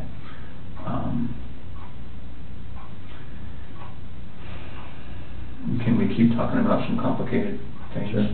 Some things that are going to make you uncomfortable? Yeah, that's fine. Okay. And I think you know why I have to ask them. Okay? And Hard job. it's a hard job. It is a hard job. And I'm going to ask you one thing, and you're going to give me an answer, and I'm going to ask it just a slight bit different, and you're going to give me an answer, and then about 10 iterations of this, you might get annoyed, but I do that to make sure that we understand each other. Okay, is that all right? Yeah. Okay. So, we have your daughters who are missing, we have your wife who's missing, okay? And that's the most important thing right now, okay? Do you agree with that? Yes. Okay. So you've done very good in talking to me about this really hard conversation you guys had, okay? Very good. That's sometimes hard. And I understand why sometimes someone in your position says, doesn't want to tell me about that, because please go help me find my kids, and you don't need to know about my marriage argument, okay? So I got to say, you've done very good at that, and I need you to keep doing that. So I need to ask you about your marriage and infidelity. Okay. Okay, tell me about it. I have never cheated on my wife. Okay. And I fully suspect she has never done that to me. Oh, okay. Like, she's always been a trustworthy person. I've always been a trustworthy person. I fully expect if we ever thought about straying another way, that we would tell each other before it happened. I think that sounds ridiculous. Okay. Because in the history of the earth, nobody ever does that. Okay. I just, that's what I would like to think. Okay. I mean, I know mistakes happen. Like, Sure. You know. Yeah. But that's what in my head, that's what I would think would happen. I would hope would happen. Okay. But now, even though I think that sounds ridiculous, if I was in your shoes, I'd say the exact same thing, and I believe that. Okay. But I kind of don't. And you can imagine in my job, I meet all kinds of people. And you can imagine that there are people who have Saturdays with their girlfriends and Sundays with their wives. Okay. Right? And they consider themselves to be very virtuous people. Okay? So, with that in mind, I don't care if there's been anything in your relationship. I just don't. And I'm not going to tell the news, and I'm not going to tell anyone, but I do need to know. So, is there anyone that you think that maybe your wife got close with? If she did, it was very secretive then, if that was the case, because I had no inkling No at idea. all. No, Okay. it wasn't even a suspicion. Okay, not one guy. Or girl. If that was the case, I mean, I didn't have one suspicion about it. Like, if it happened, it wasn't even I wasn't aware. Nothing. There was no clue. There was no texting with the phone back or I walk in, swipe type thing. I didn't really have any of that. Okay. No perfume when she's going out with the girls. She always smelled. She always sprayed something. You know on what us. I mean. Yeah, I know. Special It wasn't. perfume. It wasn't that 1 in a million perfume or something like that. All right. No late nights that surprised you. No. Okay. Now let's talk about you. Okay. Okay. On your end, I gotta ask, what's her name? I don't have another one. You sure? I'm sure. Okay. Would you tell me if you did? Yes. Okay. So, again, highly trained investigator over here, right? I see pictures of you from a few years ago, and I see you standing before me now. Okay, you've gotten pretty fit. Yes. Okay. You can imagine when guys start cheating or want to cheat, that's what happens. Yes. So tell me about it. I did not cheat on my wife. Okay. Not Thrive helped me. I went from 245 pounds to You were 245? about 245 pounds. And that's great, man. Thank you. And I'm 185, 180 right now. And I've been eating cleaner, just trying to, the last little bit. Thrive has helped me a lot, but to maintain it and try to eat cleaner has really helped me as well. Okay. And I've got to imagine that maybe there was a girl that inspired that? No. No? No. Okay. Why are you falling out of love? After the last 5 weeks, being by myself and being able to be myself again. I couldn't be myself around Shanann anymore. Why not? It was like I was walking just walk on eggshells type thing. It's kind of you feel like you're always doing something that's wrong. It's like you feel like you're never does that make sense at all? The timing doesn't make sense to me. Okay. But it's like if you can't be yourself around your wife, who can you be yourself around? Why couldn't you be yourself around your wife? I just felt like I'd always have to change who I was, because I was always about, I was doing the laundry, I do everything. I do everything that I could for her, everything. And then the last 5 weeks, I was just just being myself, just doing me. And I just thought to myself, one of my buddies, Mark, he lives out in San Diego, it was one big test that he learned, he was divorced at one point, and he was so if you could picture yourself, if you could picture your wife and she was with someone else, would you get jealous? I was like, at this point I have to say no. And he was like, well, there's your answer. Like, if you love her, it would be a different answer. When did you start falling out of love? It wasn't in the last 5 weeks. It's been an ongoing process for probably about a year. Why? I just felt like everything that we had when we first started dating and met, like we met in 2010, everything, you know, your new relationship, spark, everything's hot and heavy, everything's great. Get married, everything's still great. And then, like, you know, people just fall out of love. And that's where I was. Like, I just felt like over the last year, I thought that, like, okay, maybe this is just like a phase. Maybe it's, you know, like, just, you know, this is what happened. Like, you've been with somebody so long. Maybe, like, you know, the spark isn't there, just reignited somehow, some way. But, you know, our conversations weren't the same. Like, when we were apart, like, everything was just, like, you know, short, and it was just, like, nothing felt right anymore. The disconnection was there, and it just never felt right anymore. But why? It wasn't there. Like, I just didn't feel it. Like, it was like I didn't have that passion anymore. Why not? I really couldn't. I can't tell you. Like, the passion. I didn't feel it in my heart anymore. Like, I really can't, like, just give you a definitive answer other than that. Just like my heart wasn't in it. I gotta tell you, that sounds like a load of horseshit to me. I know. What about the girls? Bella and Celeste are the light of my life. I'd do anything for those girls. I'd step in front of a bullet so in front of a train for those girls.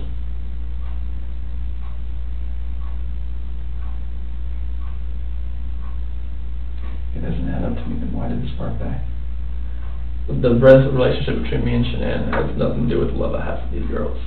I mean, the love for these girls, they're the light of my life. I would do anything for them. Mm-hmm. But me and Shanann talked about, like, if we separated or if we stay together, like, what's best for the kids? Like, do we stay together for the kids?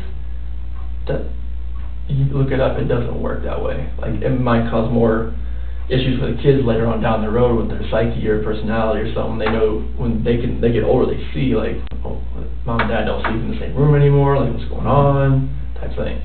Okay.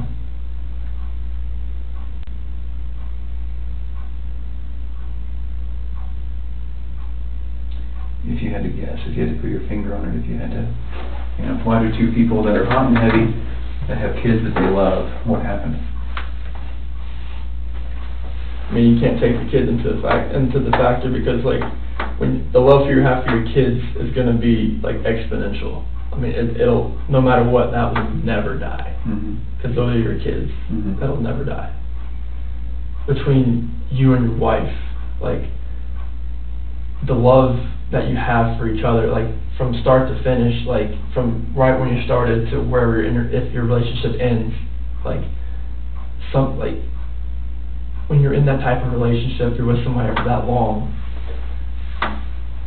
something happens. Like, something, like, if it's just conversations or if it's just, like, you know, I mean, it's not attractiveness at all, like, it's just a connection that isn't there. Like, you know, when you can, like, look at someone and, or just, like, put your forehead to their forehead and you just, like, hold them and you know what each other's thinking. That's a connection. I didn't have that connection anymore. Okay.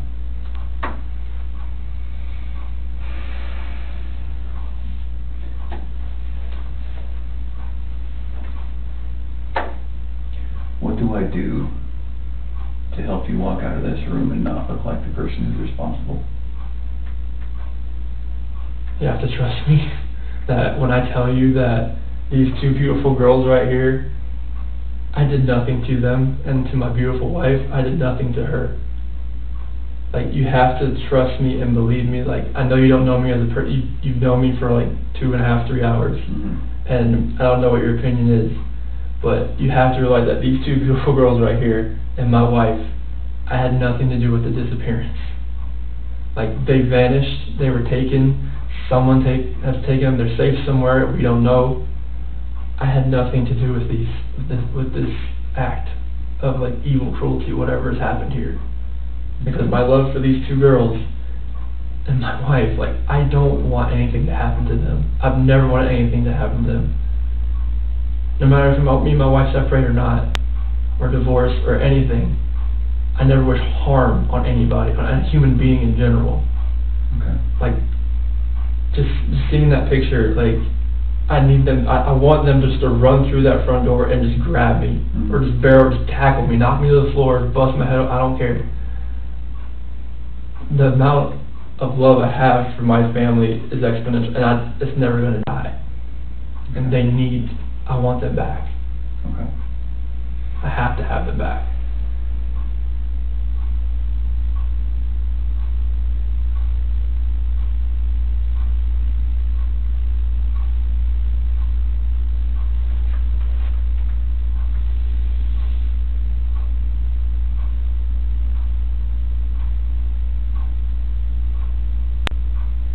Tell me about a normal day in your house. So like one when I'm actually at home all day. You know, let's pick a day. Okay, 2 months ago. Let's pick a Saturday. Let's pick a school day. A school day. Okay. So, well, I'm usually at work. Okay. But so usually on their lives and your lives. Okay. So school day. So I'll get up about 4 o'clock. I'll go down, work out for maybe about an hour or so. At your house? Yeah, there's a weight bench in the basement. Okay. So get done with that, come back upstairs, probably about 5 o'clock. I'll eat some breakfast, make some eggs, cottage cheese or something like that. Everybody's still sleeping. I'll make the girls milk, I'll make Cece's milk. I'll bring it upstairs. Bella's usually kind of iffy on milk in the morning, so I just fill up the water bottles, put it in the refrigerator. Make sure the backpacks have changed clothes, their hat, and if it's like a swim, like a water day or something, make sure they have water shoes in there, make sure they have sunscreen, make sure all that in their backpacks. Change clothes for what? In case they have an accident. Like, oh, okay, because they're little, yeah. Okay. I mean, not much Bella, but Celeste. Sure. And make sure they have their little blankies whenever they go nap. Okay. They have all that with them. I have that all laid out, and then I go to work. So when the kids dictate when Shanann wakes up, and usually it's Bella. She'll come in there, lay in the bed with her, and then Celeste, she'll wake up, she'll come in and lay in the bed with her, and they'll watch cartoons for a little while at least. And probably about 6:30 they'll get out. She'll probably be in the bathroom at this point in time while they're watching, because Celeste has her milk at that point in time when she's just chilling in the bed. Okay. Shanann's getting ready. She'd probably take a shower, put makeup on, all that kind of stuff, and then takes the kids over into their rooms, gets them dressed out of their pajamas, and Bella has a school uniform. Cece didn't have one yet, so get them dressed, go downstairs, have breakfast. Cece will probably have cereal. Bella probably some like cinnamon toast. Have that. They might have a little snack on the way to school, maybe some dry cereal or something. Okay. Put them in the cars and go to school. And then they'll stay at school usually until about 4 o'clock, 4:30. I'll usually be home by then. I can go pick them up. I go in there, sign them out, get them in the car, drive back. They'll be screaming the whole way because they want mommy. Because that's what they do after a long day of school. And get home. Shanann will have something for the girls, being whatever they want. Might be pizza, sometimes they want french fries, sometimes they want chicken nuggets, sometimes kibasi, just whatever. Most of them, they have butter noodles, they love that. Okay. So wash their hands, sit them at the table, and they'll eat their dinner. Get them all washed up, get them dried off, get some lotion, get their pajamas on, back downstairs, have a little nighttime snack. They'll pick it, Cheez-Its, little wafers, something like that. And they'll sit in their little couches and they'll watch a cartoon until about 7 o'clock, and then between 6:30 and 7, we're giving them the medicine and any medicine they need at that point in time, if one of them has a fever or whatever else. And then brush their teeth, upstairs. Cece gets an overnight diaper, Bella doesn't, and read them a book. Cece usually wants the tiger book, and I read that to her. We growl out the last part, turn the rain machines on. Is that what you said, she's your tiger? Yes. Does that come to mind? Yes. Okay. And turn the rain machines on, give both kids good night. Cece wants me to put her to bed, Bella wants Shanann to put her to bed, and close the door, and night-night. Okay. All right.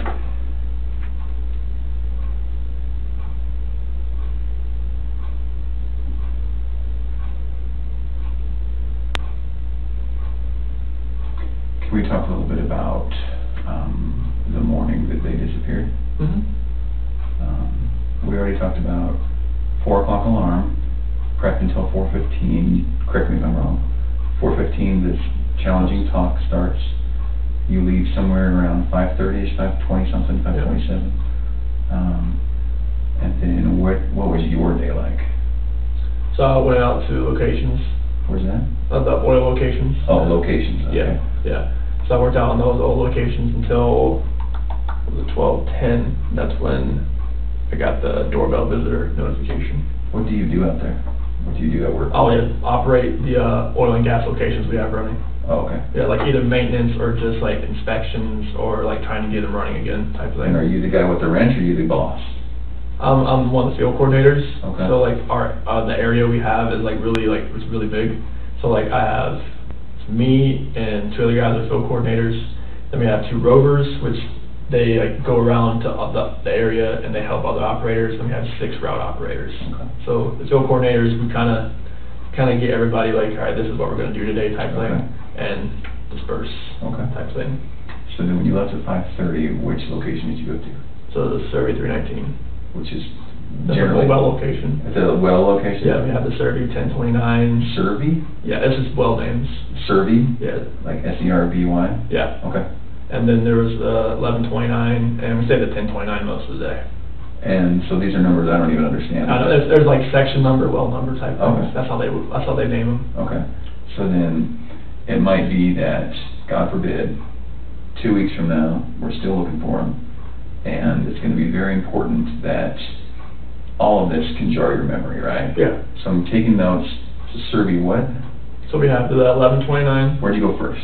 The 319. 319. Where and what crossroads would that be? Oh, it's out in the ranch. Oh, okay. Yeah. Survey 319. Okay. Yeah. How long were you at Survey 319? Probably about an hour. Okay. Just telling the boys what to do? I was out there checking a line that we had leaking on Friday. Okay. Okay, and that took about an hour? Yep. Then what? Went to the 1129. Okay. Again, is that just in the middle of a ranch? Yeah, it's the same ranch. Okay. Oh, so how far away? Not far. Walking distance? No. Oh, Walk. That's a big ranch. Yeah, you don't drive there. Okay. How long were you at 1129? Probably about 20 minutes or so. Doing what? I was just checking, just doing an inspection over there, see if I can get the welder run again. Okay. This one you have to kind of run manually. Okay. And then where? The 1029. We were there most of the rest of the day. Doing what? We're trying to get a pumping unit to pump back up, and stuffing box rubbers were leaking and the rods were smoking, so we had to replace them. That's what took a very long time. And how long were you out there? The rest until 12:10. So 6-7 hours? Oh yeah, like 5, 6, okay. at least like 5 hours. It seemed like 5, 6 And hours. were there people with you? Oh yeah, there are people with me. Like I gave them the names. Okay. There was the police know? Yeah, Troy McCoy, Chad McNeil, Melissa Parrish, Cody Roberts. They were all out there with me. Okay. And you said you called home at 7:30 or so? I texted 7:40. Okay.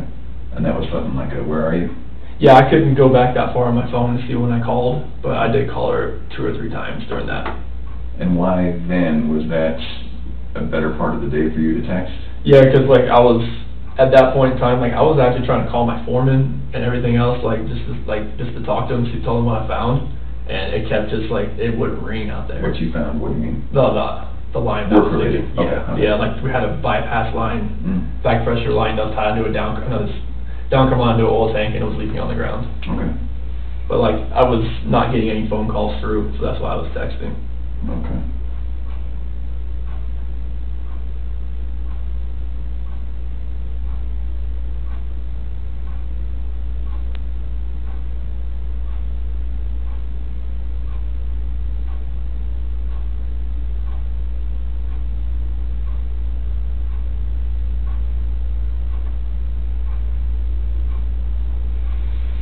Okay.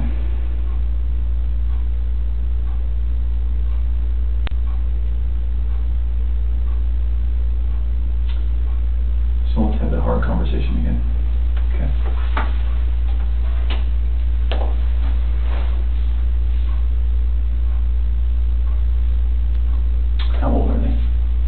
3, so it'll be 5 in December. Okay. You can imagine that every day that goes by It gets harder to find. where we don't find your girls, it's going to get harder to find. We're going to have less clues. Things that we need to get and we need to use, the methods that we need to do to find them are going to start getting blown away by weather, getting re-recorded over themselves at the surveillance board that's going to tell us.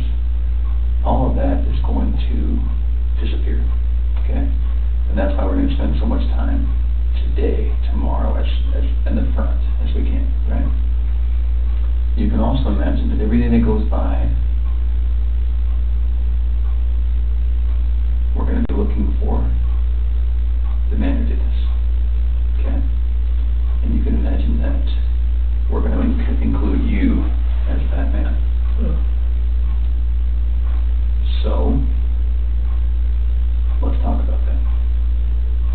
I think that you're trying to put on a brave face because you're a man and you're a father and you're a husband. I can tell that there's just something you're not telling me. And I'm not sure what it is. I don't know why that is. I don't know why you're not telling me, but there's something that's making you a little bit uncomfortable tonight. I just don't believe some of the things you're telling me. Okay, I just don't. I simply do not believe you.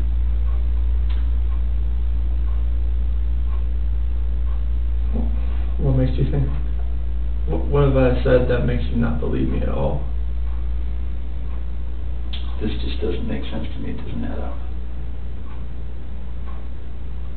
So can we talk about 2 Chris's? Okay. 2 Chris's. The tale of 2 Chris's? Okay. And you need to help me know which Chris I'm looking at today and which Chris you really are. So, Chris number 1 is right here, right? And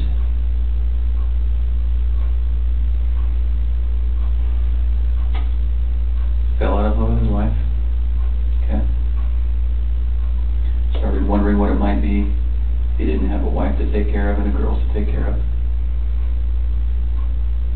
Spent some time alone, liked that time alone, came home, may or may not have had a conversation about how to get out of this marriage or how to fix it, but probably how to get out of it.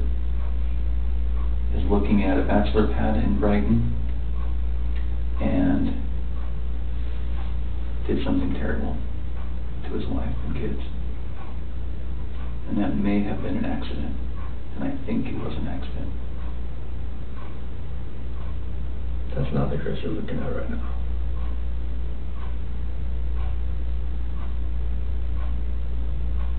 No. And the Chris you're looking at is the man who loves these kids and loves his wife and will never, ever, ever do anything to harm them.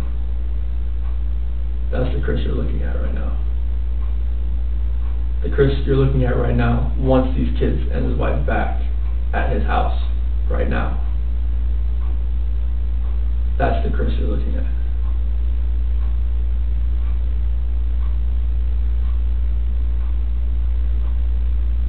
Why didn't you call 911? I didn't think anything was wrong. I think you knew what was wrong. I did not know what was wrong, sir. I promise you that.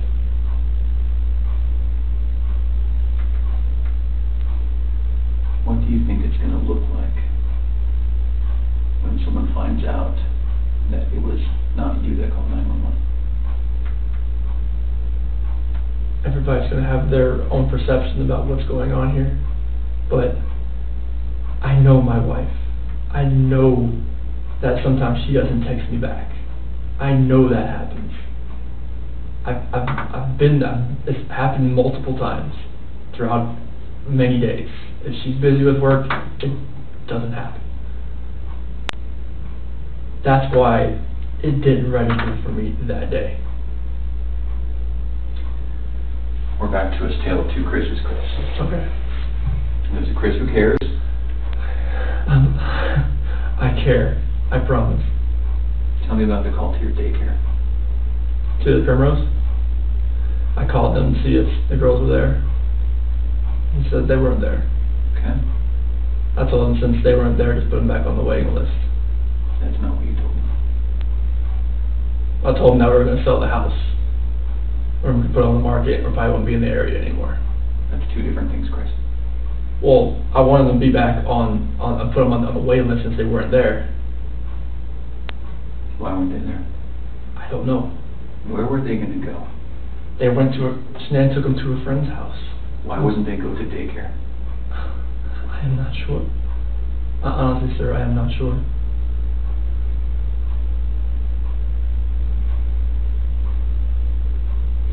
It's hard for me as a father to talk to you about this. I know. Not because it's a hard issue to talk about. It's because I'm worried about your daughters under your care. You shouldn't have to worry about them under my care. Okay. I watched them all weekend. We went to a pool party at Jeremy Lindstrom's house. It's like, I love those kids with all my heart. Nothing in this world would ever make me do anything to these kids or my wife. When you walk out of this room, there's nothing I can say to a room full of police officers that's going to convince them that you have nothing to do with this. I know. You know what they think. I know it, all that, yeah. Here's a guy who didn't call 911, who woke his wife up at a ridiculous hour because he was so guilty about something that he had to get it off his chest and say, I don't love you anymore, I'm leaving you. That didn't go well. Okay, so what happened? She told me she wanted me to wake her up before I left. That's why I didn't just wake her up, like, just to tell her this. Like, I woke her up. That's what she wanted to do, and we talked. Like, usually at 4 a.m. I wake up, I go down and work out. This day, I wanted to talk to her about this.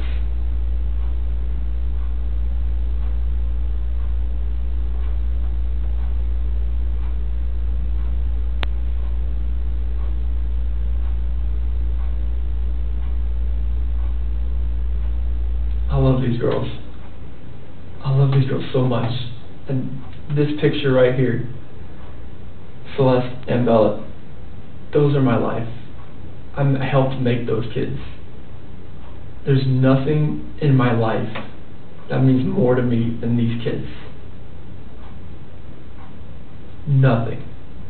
Kids, that's your life. That's your lifeline. That's everything. Like, you make kids, they come first before anything. Kids, spouse, family. That's what it's always been.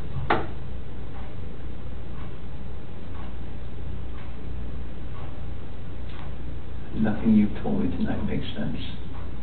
Nothing you've told me tonight feels like the truth.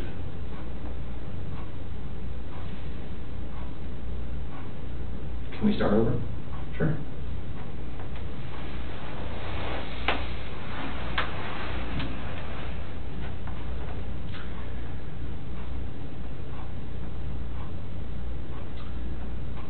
I think that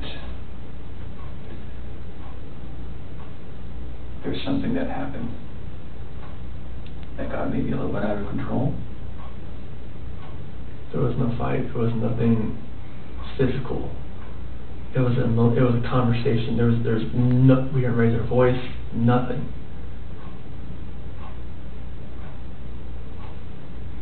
I promise you that. So there was nothing physical with this conversation. What was the last thing you saw about your daughters? Nothing I saw, like, when I left. What did it look like? Saw them in the monitor as it was switching back and forth. What's the last thing you saw with your wife? She was laying back in bed as I was walking out the bedroom door. Okay.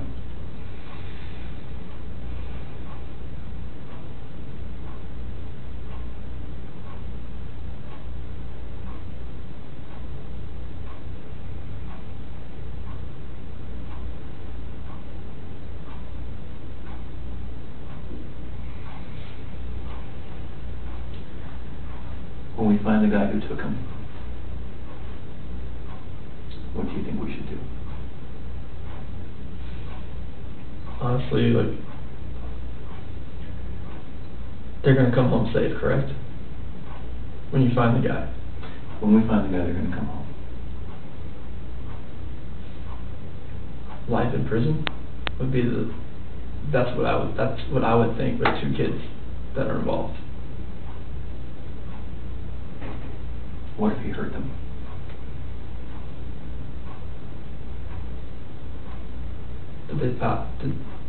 I'm not sure if like that penalty is even used. Is it used in Colorado? I'm not even sure. What is? The death penalty. Okay. I mean, like, if these kids are not alive, like, there's nothing you could do to cope with that, to make me cope with that, if those kids are not okay. Okay. All right.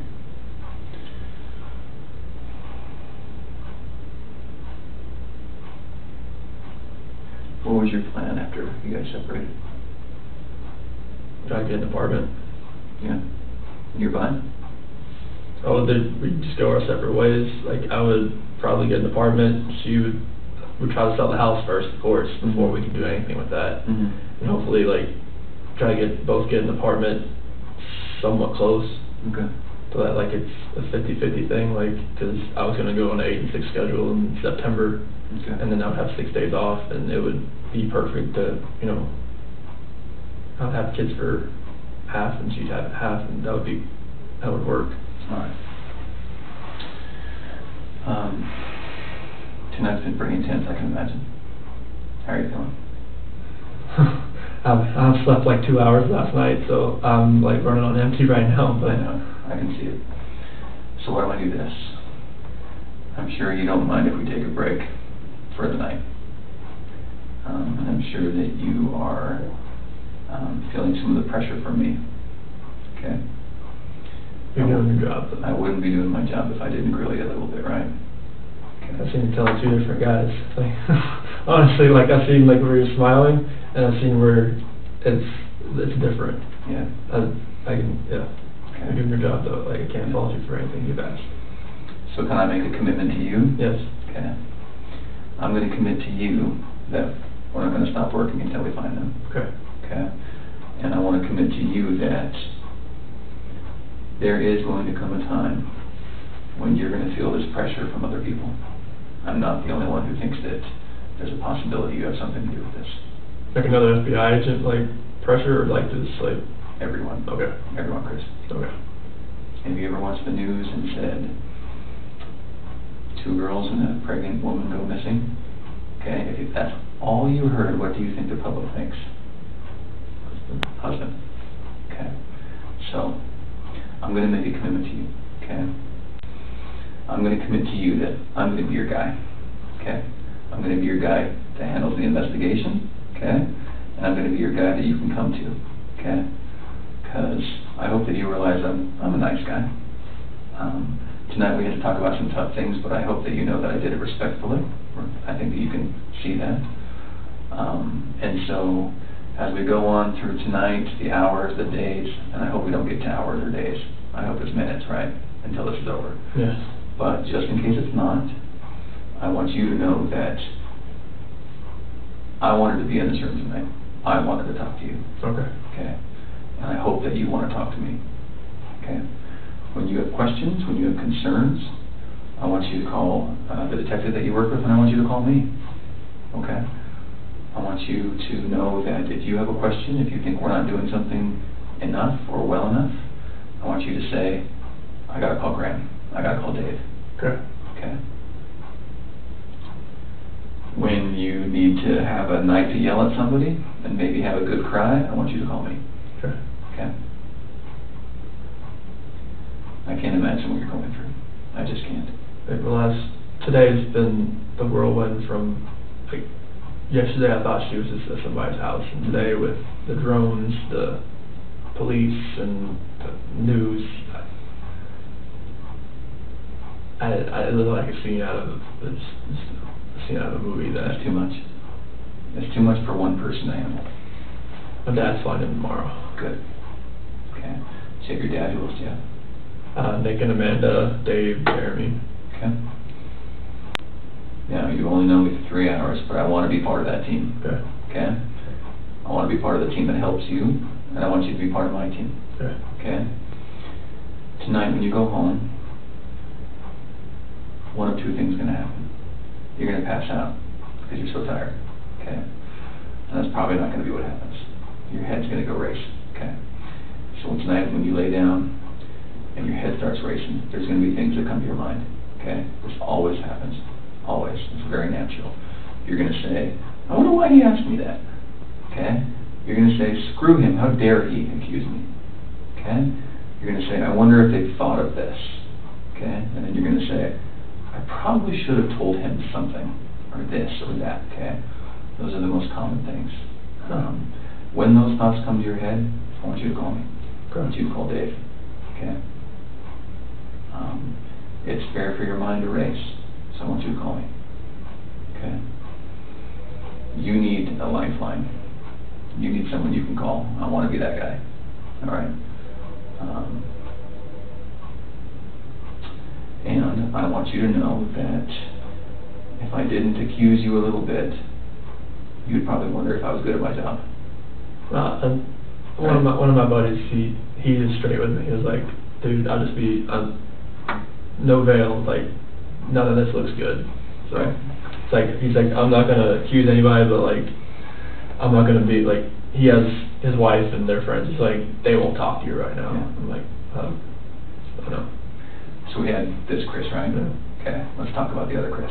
He's right here, okay? I can see that you're a good man, right?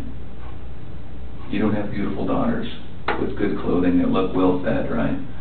Children that are unhappy don't smile like this, okay? And those are beautiful kids. Those kids have a good dad, and I know it. I just see the picture it's on my phone. Yeah. It's a better one, but it's just, I'll show it to you. Those kids have a good dad. Good dad that feeds them and that loves them. I was very impressed when I asked you how their day was about how involved you are.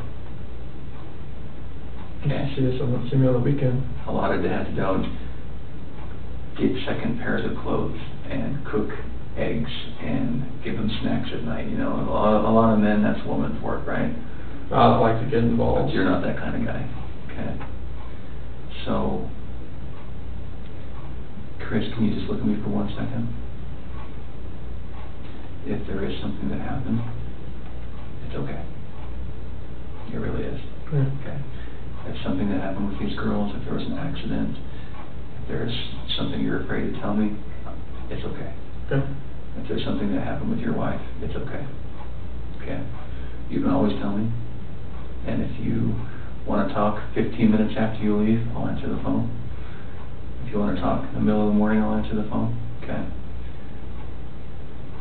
What I want to happen is, if that's what happened, if there was something that got out of hand, if there's something you know, I want you to go home and I want you to know that I'm the guy you can talk to, okay, who's not going to judge you. I have kids. Sometimes I joke with my wife, I just need 2 weeks alone, you know? Like when you told me about your 4 to 5 weeks alone, I was like, wow, that sounds like a slice of heaven, right? Sometimes it's a bit much. Okay? So let's do this. We're going to take a little break.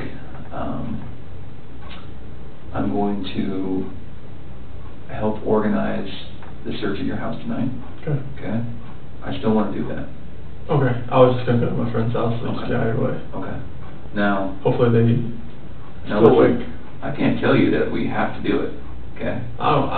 If you want, if, like you said, it rained tonight. Yeah. Like, hard. Like, it blew 4 trash cans in my yard. Let's get on it, right? Like, it's, whatever's there is there, and I want it found. I want to do that. I want to talk to you again tomorrow. Okay. Okay?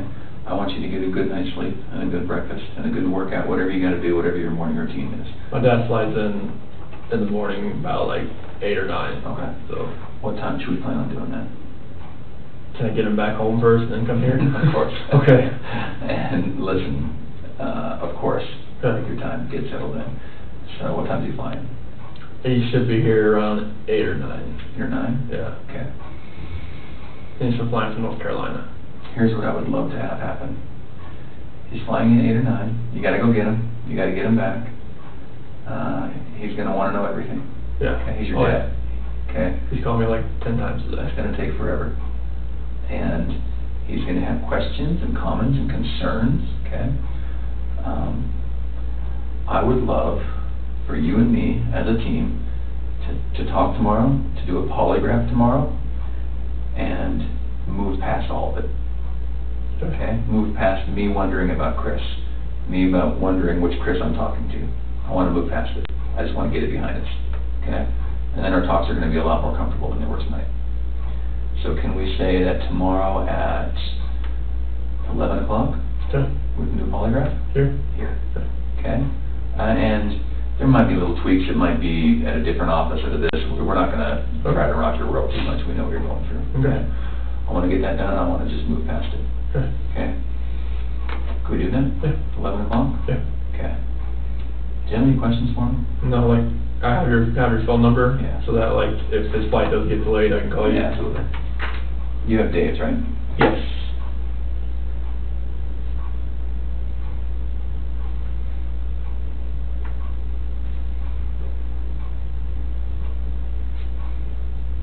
So you based that up here? Yeah. Okay. Yeah. Okay. Okay.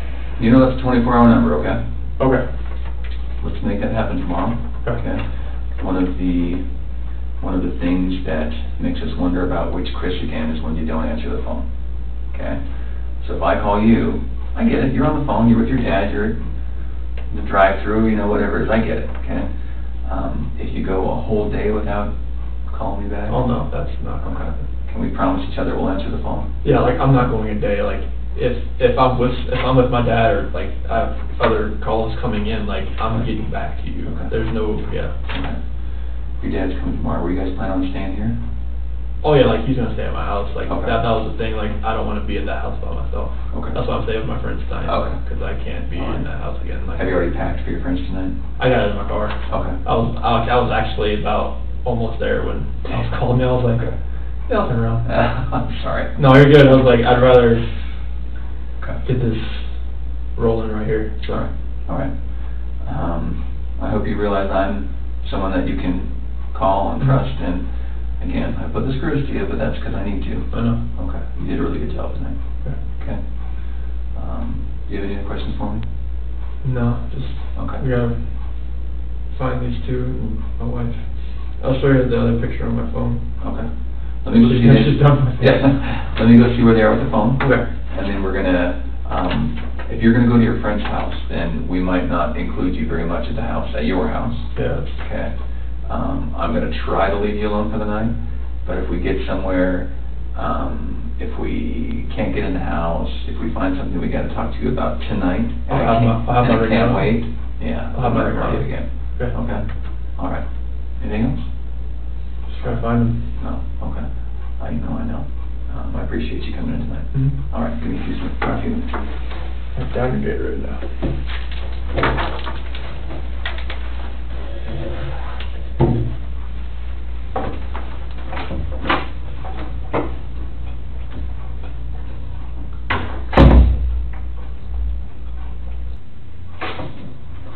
How you feeling? Okay. Thanks for letting us use your phone. No problem. So,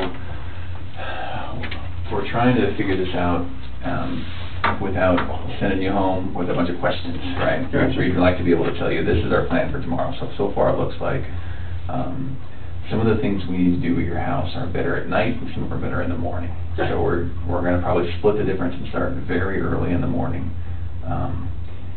Now, between now and very early is probably about 3-4 hours, right?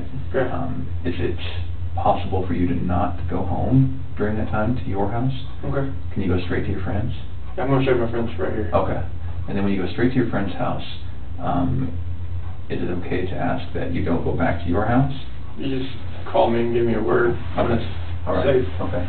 So we'd like to be able to, I don't want to do 2 searches at your house, because that'll say to the public, oh boy, FBI's really interested in him, and then that's going to be a storm coming at you that we don't want, okay? So we'll do that. We're going to send you home, go to your friend's house, get a good night's sleep, pick up your dad at 8 or 9? Yeah, just I'll have to verify with, he leaves at like 5 Eastern time. You already had the ticket? Yeah. Do you know when he's flying in, like what he's flying in on, or the company, or? I told him to go to United Airlines, it was cheaper, but I'm not sure because price kept changing on him. He bought his ticket? Yeah. Okay, what's his name? Ronnie Watts. Ronnie Watts, okay. So we'll send you to your friend's house. You know, again, I can't tell you, you cannot go in your house, but I'd like you to not go in your house, if you can do that. And then we'll start early in the morning. I'll check in with you at around 8 or 9. Okay.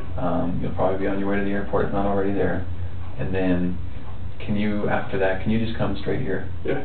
Let's talk, let's get everything out of the way, let's get done with your search, and then we're just gonna, send you on your way, and we'll be back to this Chris, the good Chris, right? Okay.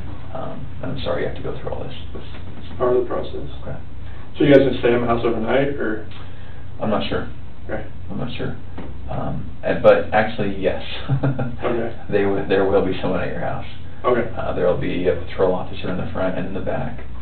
And then, yeah, they're going to make sure. Well, and the reason is we don't want anyone else going to your house either. Okay. Some nosy reporters, some nosy neighbors. The reporters will be there because they're just cycling in and doing some spots here and there. Right. Yeah. So, but we also want to make sure that they're not sticking a camera in your window and doing some sort of weird piece about your house and your home. And so yeah, we'll make sure that no one else gets in there.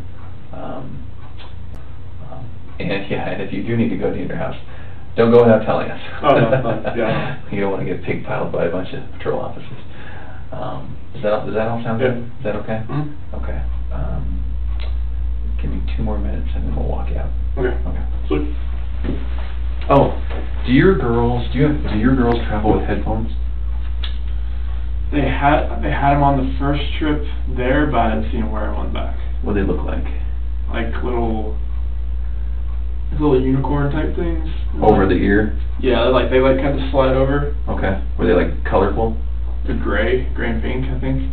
Do they ever take them shopping or anything? No. No. That's the only time they ever used them. Oh, okay.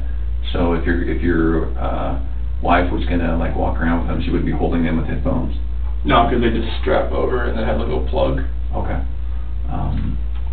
Is your family lactose intolerant? No. Do you ever buy lactose intolerant milk? It's 2%. Just 2% regular stuff? Okay. All right. We're just explaining. You can imagine 1,000 people are calling in right now, so we're just narrowing stuff down. Okay. Give me 2 more minutes. All right.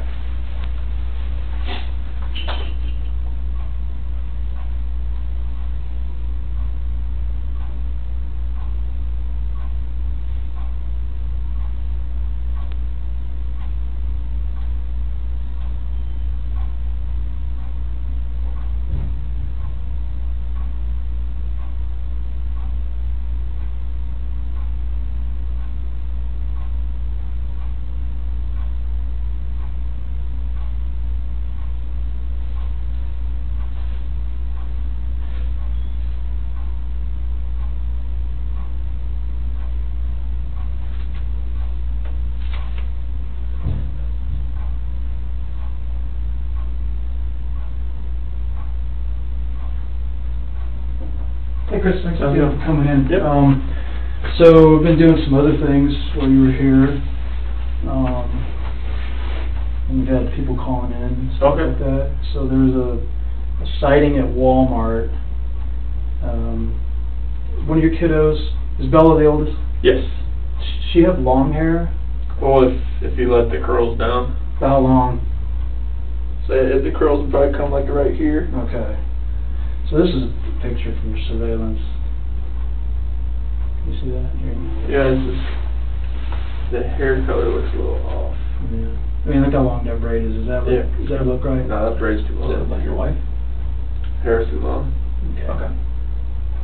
That's what I thought too. So. Okay. Yeah, the hair looks a little too long. We're trying, buddy.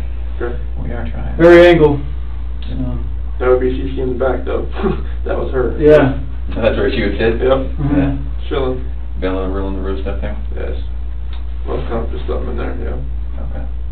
Yeah, 'cause Bella, it's really... That's the picture I was talking about. And this is Cece, right? Yep. And that's Bella? Yeah. Okay. Yeah. That's on the 4th of July. Let me see if I can find it. Yeah, this is not much different, but it's got a lot longer hair. Yeah. Yeah. Longer than her? Mhm. Okay. Okay, great, thank you. All right, we're ready. Do I have to take this or no? This is... Please leave all that. Yeah. Okay. So when you get your dad tomorrow, just come on in. He's gonna have a bunch of questions. I'll talk to everyone. Bring him in, let's talk. I bring him here? Yeah. Okay. You can drop my order and you go. Okay. But you probably don't want to hear something. Anything he does, bring him. Don't feel like you can't bring him into the room. Okay. Only way you gotta do it. Okay. Alright. So I'll let you go through that. I put your phone number on the... You get it? Oh, okay. That's fine. You ready? Taking that. That one now. Okay.